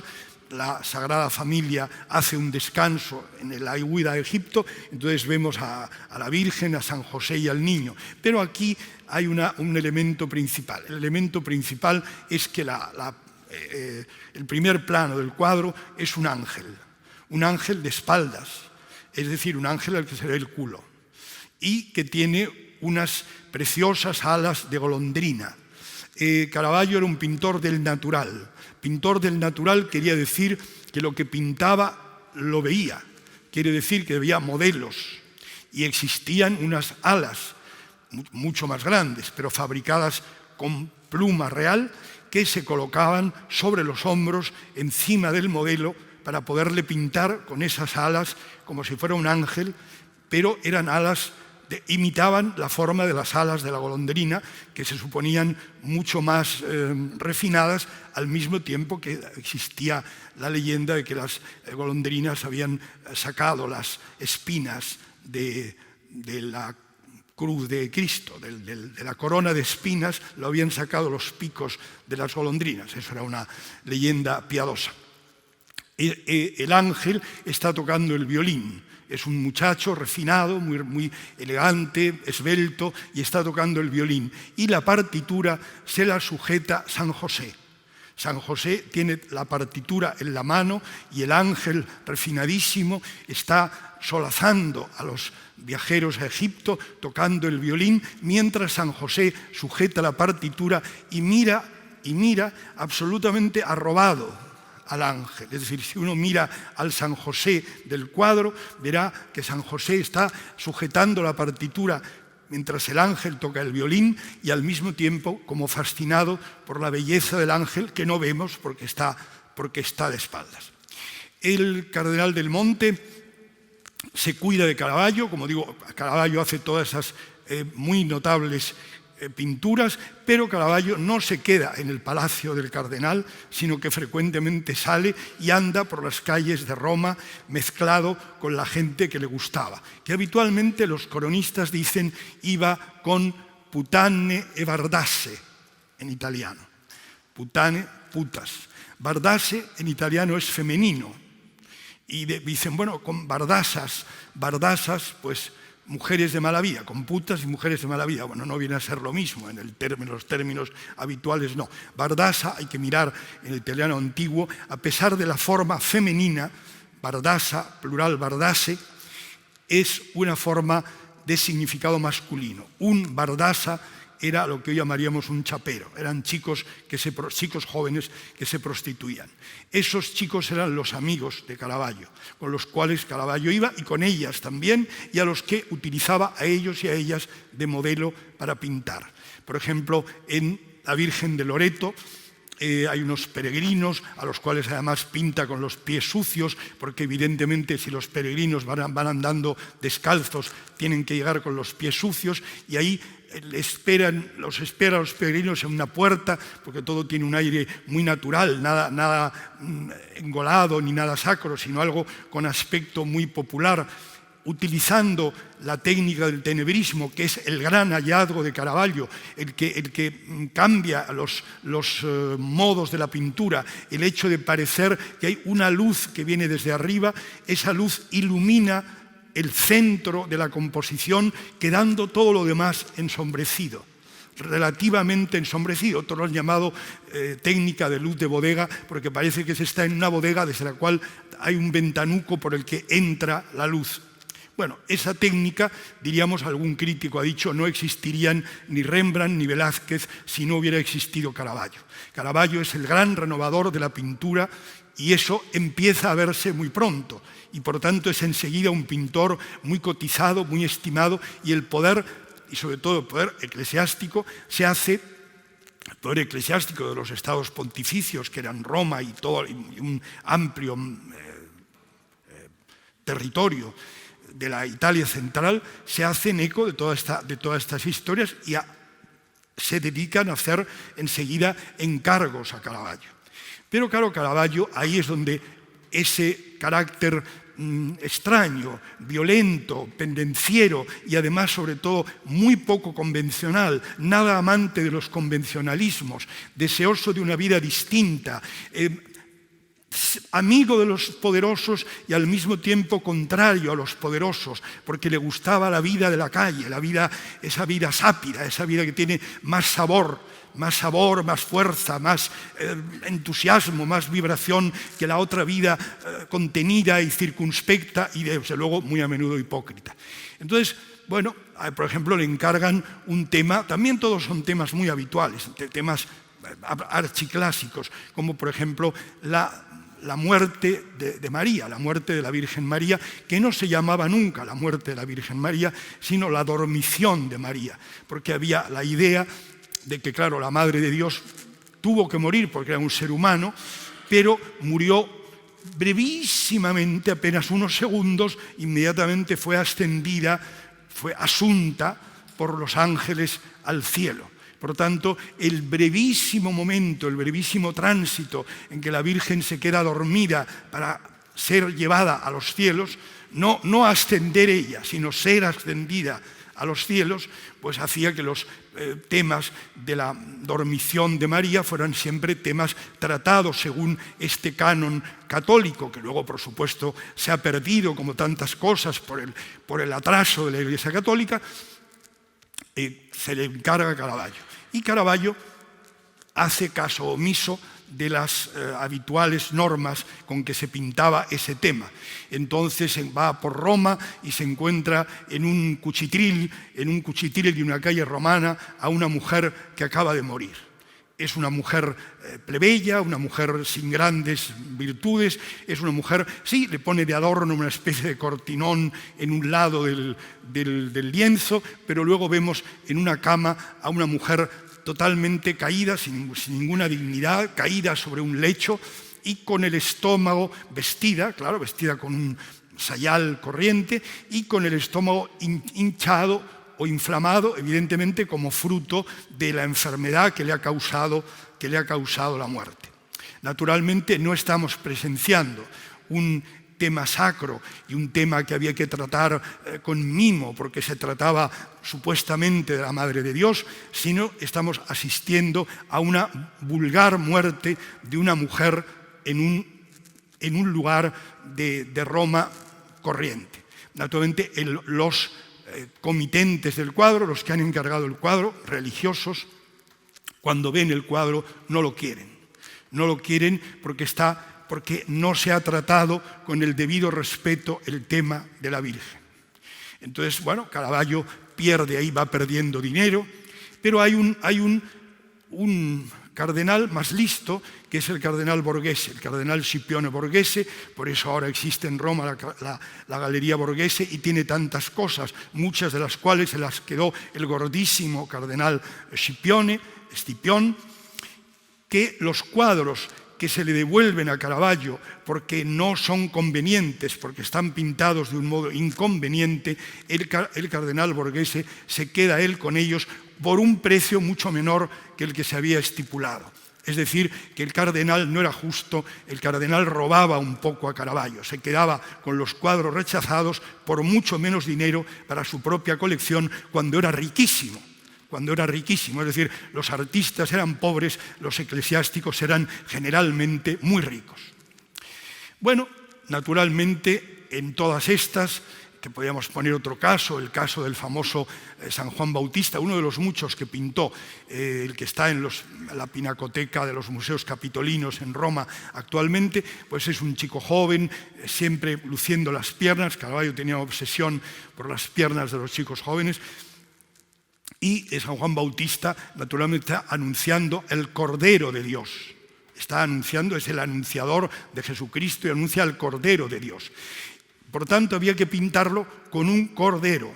Se le pintaba tradicionalmente con un cordero al lado. En ese tiempo que la simbología se estudiaba y se conocía, los símbolos que adornaban el tema tenían muchísima importancia. Caravaggio no pinta al chico medio desnudo, sonriendo, se ve que es un chico popular, que es un chico de la calle, con muy buena figura y sobre todo con unas piernas espectaculares, pero no le pone abrazando a un cordero, le pone abrazando a un carnero.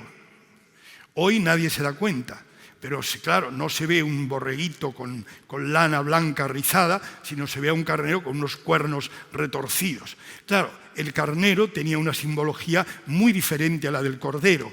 Si el cordero significaba paz, significaba ternura, significaba bondad, el carnero estaba ligado con la sensualidad, con el sexo, con un sexo visceral, fuerte, e incluso con temas satánicos, pero fundamentalmente con el sexo, con un sexo procaz. Eso era la simbología del carnero, muy distinta a la simbología del cordero. Claro, todo esto le creaba continuos pleitos y continuos problemas a Caravaggio, que él iba resolviendo, aunque ganaba menos, porque no le importaba en esa vida que hacía, como he dicho, marginal. Dentro de ese momento está en un juego de pelota en Roma y ahí tiene una riña con un tal Ranuccio Tomassoni, y a este Ranuccio Tomassoni pelean. Quizá esto no fue tan grave, a lo mejor era una de esas peleas que había tantas, como Caravaggio era una persona de mal carácter, era una persona airada, era una persona violenta. Caravaggio pelea con Tomassoni y lo mata. Y lo mata, ya es un asesino, ya ha matado, se habría pegado con muchos antes, pero mata a uno y naturalmente le dicen que tiene que irse porque ha matado a un inocente en una riña, en una disputa, en un lugar de juego. Y la policía papal lo va a perseguir, a pesar de que tiene, claro, no es un personaje importante, pero tiene amigos entre la curia, especialmente entre los cardenales. Pero los cardenales ahí no van a hacer nada. No lo van a perseguir, pero tampoco lo van a proteger de momento. Entonces Caravaggio huye, y huye naturalmente hacia el sur, que ya es el reino de Nápoles, es decir, un reino del Imperio Español, gobernado por un virrey, que no tiene nada que ver con los estados pontificios, es decir, tiene otras leyes. Caravaggio entra allí, sigue pintando, pero va pintando cada vez temas más duros. Su pintura se va haciendo más sobria, por supuesto, llena siempre de fuerza, es una pintura revolucionaria y se podría hacer una lectura, diríamos, psicológica de los cuadros. Claro, Caravaggio está apesadumbrado porque le está persiguiendo la policía. Le persigue la policía papal. Entonces, esa angustia que le produce el sentirse perseguido va apareciendo en los cuadros. Los cuadros se van haciendo más duros, más terribles, más angulosos, más secos, pero al mismo tiempo la genialidad del pintor es absolutamente apabullante. En estas conoce al gran maestre de la Orden de Malta. En ese momento, la isla de Malta pertenecía, toda ella, casi como un estado independiente, a la Orden de Malta. Orden destinada solamente a hombres, no había mujeres, habría mujeres en el pueblo de Malta, pero no en las dependencias de los caballeros de Malta, que tenían que ser todos varones. Él pinta al gran maestre de la Orden de Malta, Olof de Villancourt, y le pinta al lado de un pajecito rubio.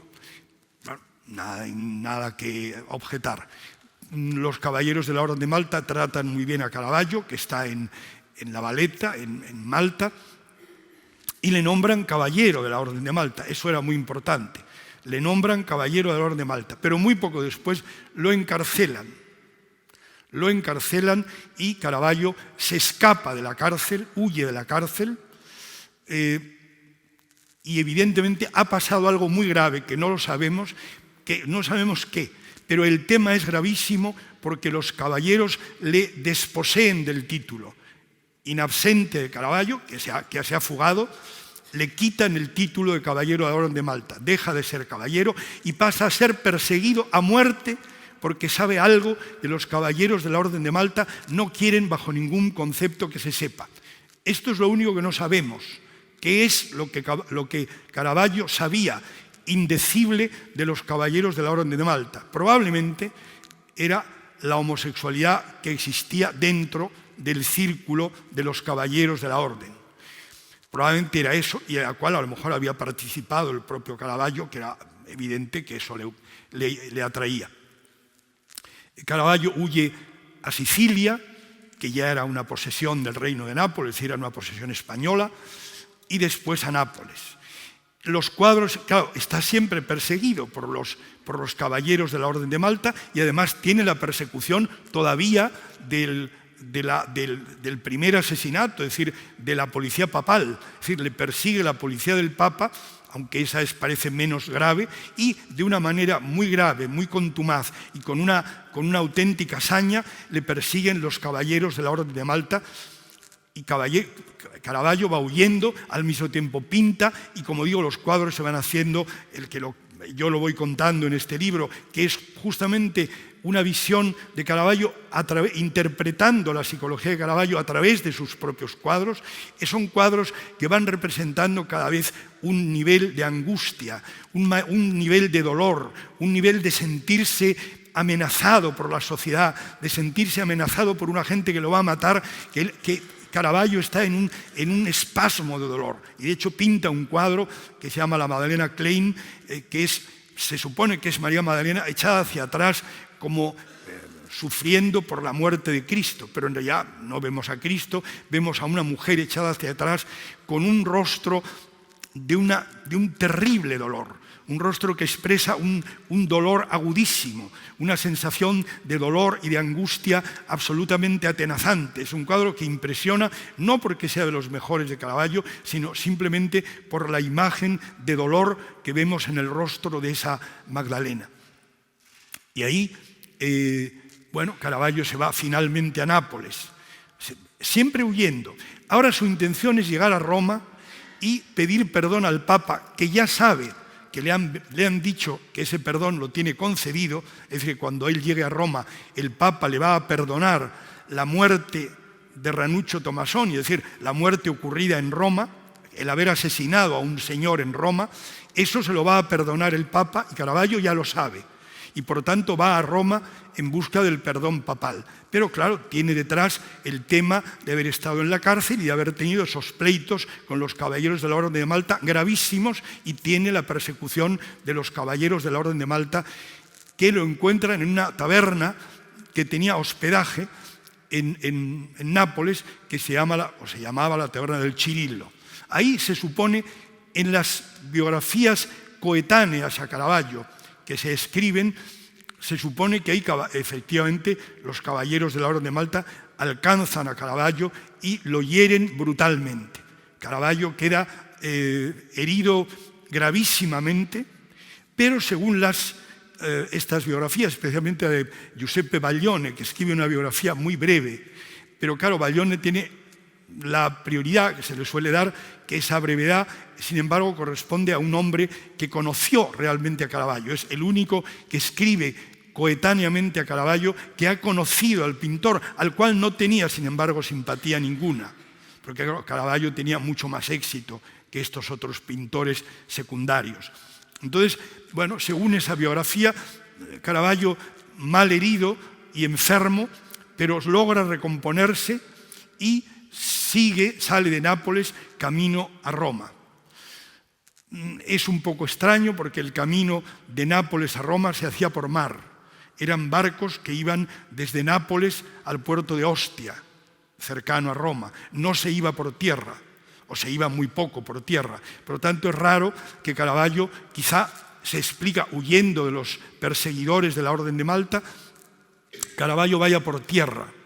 Y la escena final, que parece una escena buscada para entender la vida tormentosa de Caravaggio, sus irregularidades, su violencia, las cosas que sabía indecorosas o indecentes, etc., el trato que daba a los temas sacros en su pintura, saltándose esa sacralidad y saltándose esa simbología, lo hacen morir en plena canícula, en agosto de 1610,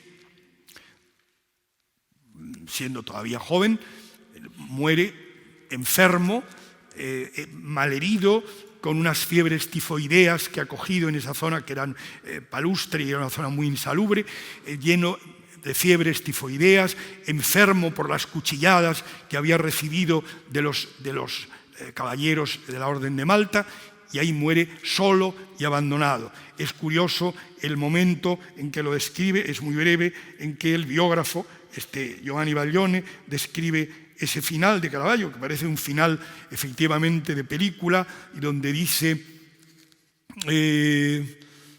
llegado que hubo a la playa, fue por error llevado a prisión y encarcelado, donde lo retuvieron 2 días y después lo liberaron, pero como no encontraba la falúa, se enfureció y andaba como desesperado por aquella playa bajo el látigo del sol león, por ver si en el mar podía avistar al bajel que llevaba sus cosas.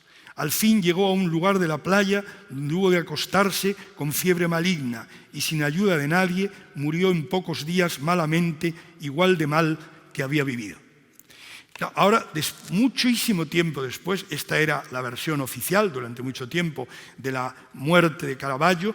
Caravaggio muere perseguido, enfermo y dando una imagen de la vida tormentosa que había llevado, la vida no deseable que había llevado entre putas y gente y chicos de mal vivir, homosexual, etc. Cuando se van dando a luz, se va permitiendo que salgan a la luz los archivos vaticanos, que son archivos, deben ser auténticamente un venero de fuente, de cosas no sabidas hasta hoy, pero que se van abriendo a pasos lentísimos, sea el Papa que sea, pues los archivos que corresponden, o las noticias que corresponden a principios del siglo XVII, se dejaron leer hará unos 8 o 10 años. Quiero decir, y son noticias de principios del siglo XVII. Y ahí entonces nos enteramos, primero, claro, todo el lío que había entre las gentes del poder por el tema Caravaggio. Se sabía las malas historias de Caravaggio, que Caravaggio era perseguido por los caballeros de la Orden de Malta. Hay quien intenta hacer algo por él, otros entienden que tiene muy merecido lo que le está pasando, entienden ese secreto terrible que le ha descubierto en La Valeta y se intercambian cartas, pero se intercambian cartas siempre preguntando por los cuadros. Y en esa, que era lo que más era dinero, y todos sabían que se trataba de una pintura que, si ya era muy valiosa, podía ser todavía, como efectivamente es, aún más valiosa. Entonces ahí aparece el virrey español, que se desentiende del tema de los caballeros de la Orden de Malta, porque los caballeros de la Orden de Malta eran autónomos, no dependían del virreinato, pero sí pide a sus agentes que ocurra lo que ocurra, nadie se quede con los cuadros, que los cuadros vayan al virrey. El virrey quiere ser el que reciba los cuadros.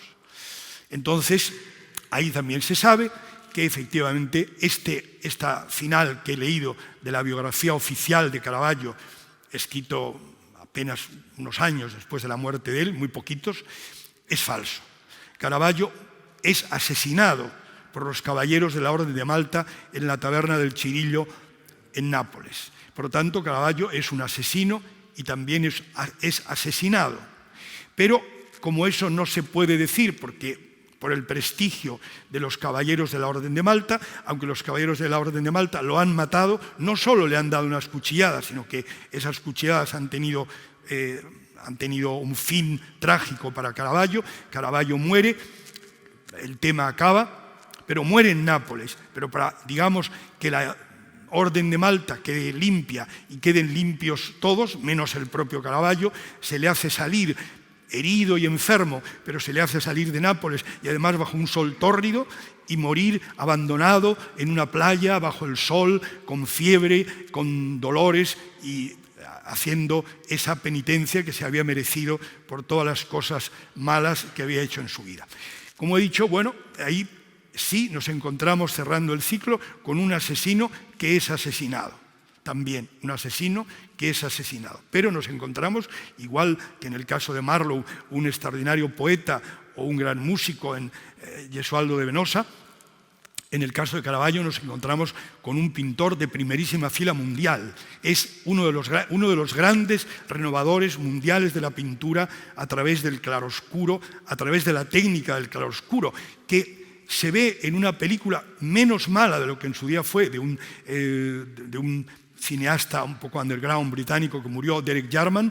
La película, que no es tan mala, parte de una base que no está aprobada, pero que pudiera haber sido, en la cual se ve que hay un pintor que pinta la tela toda ella de negro. Toda la tela está pintada de negro. Y luego, a partir del negro, va pintándolo blanco, es decir, va quitando el negro con pinturas blancas o pinturas de otros colores. Pero, diríamos, ese sería, según Jarman, cómo hace el tenebrismo.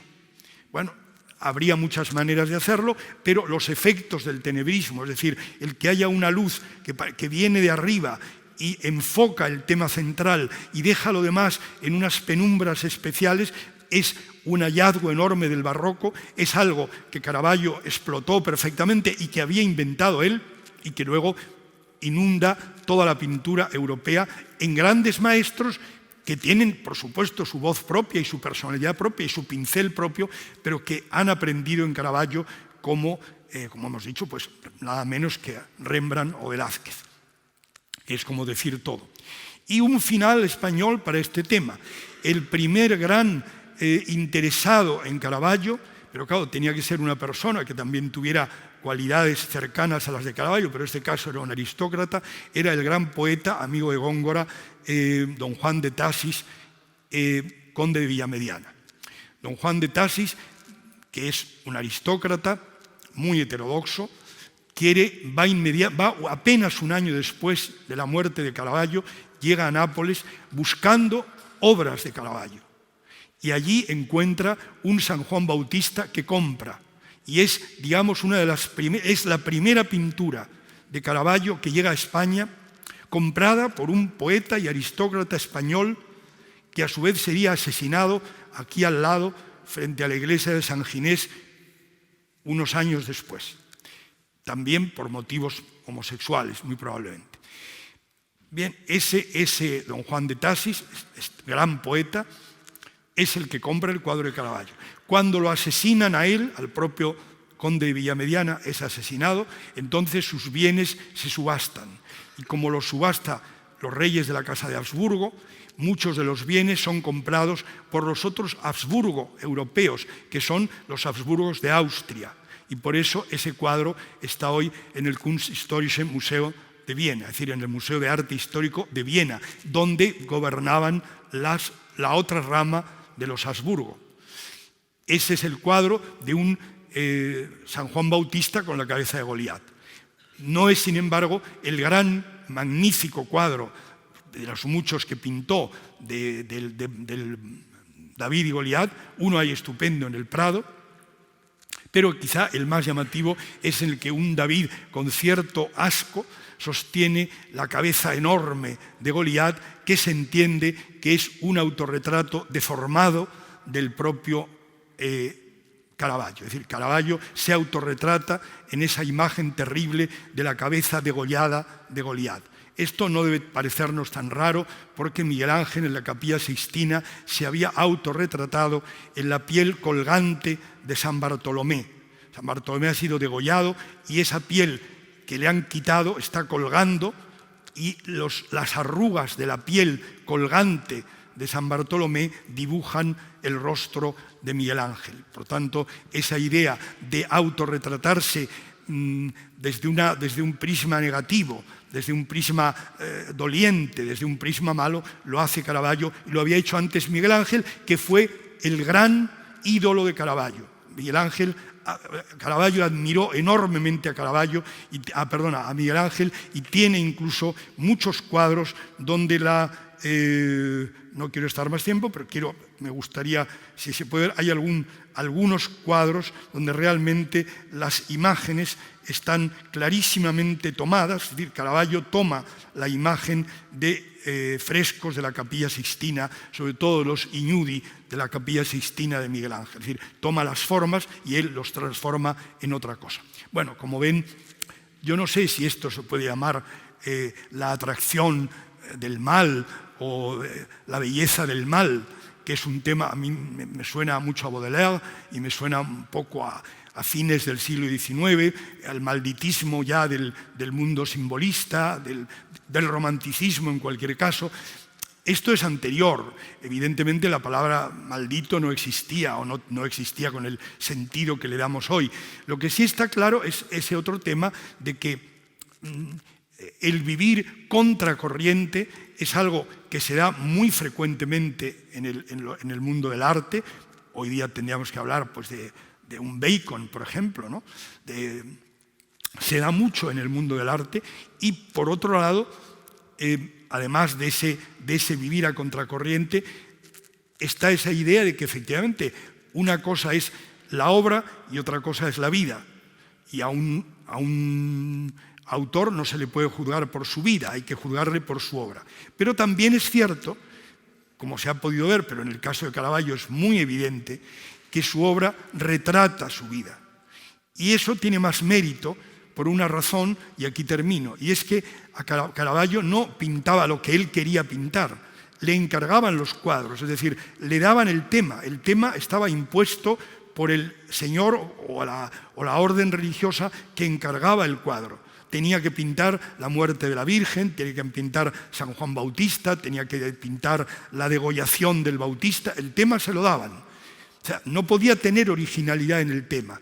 Sin embargo, tiene una enorme originalidad en el tratamiento del tema y sobre todo en meter su propia psicología atormentada dentro del tema. La prueba está en que ese único cuadro que queda en La Valeta, en Malta, que es la degollación del Bautista, quizá porque le han hecho en ese momento caballero de la Orden de Malta, vemos la cabeza cortada de San Juan Bautista y un hilo de sangre que sale de la cabeza cortada. En ese hilo de sangre, Caravaggio firmó el único cuadro de su vida que firmó. Entonces era más frecuente no firmar los cuadros. Pero el único cuadro que Caravaggio firmó, donde puso Caravaggio, es dentro del hilo de sangre. Eso ya quería decir algo sobre su sentido angustioso, atormentado o, digamos, heterodoxo de la vida. Muchísimas gracias.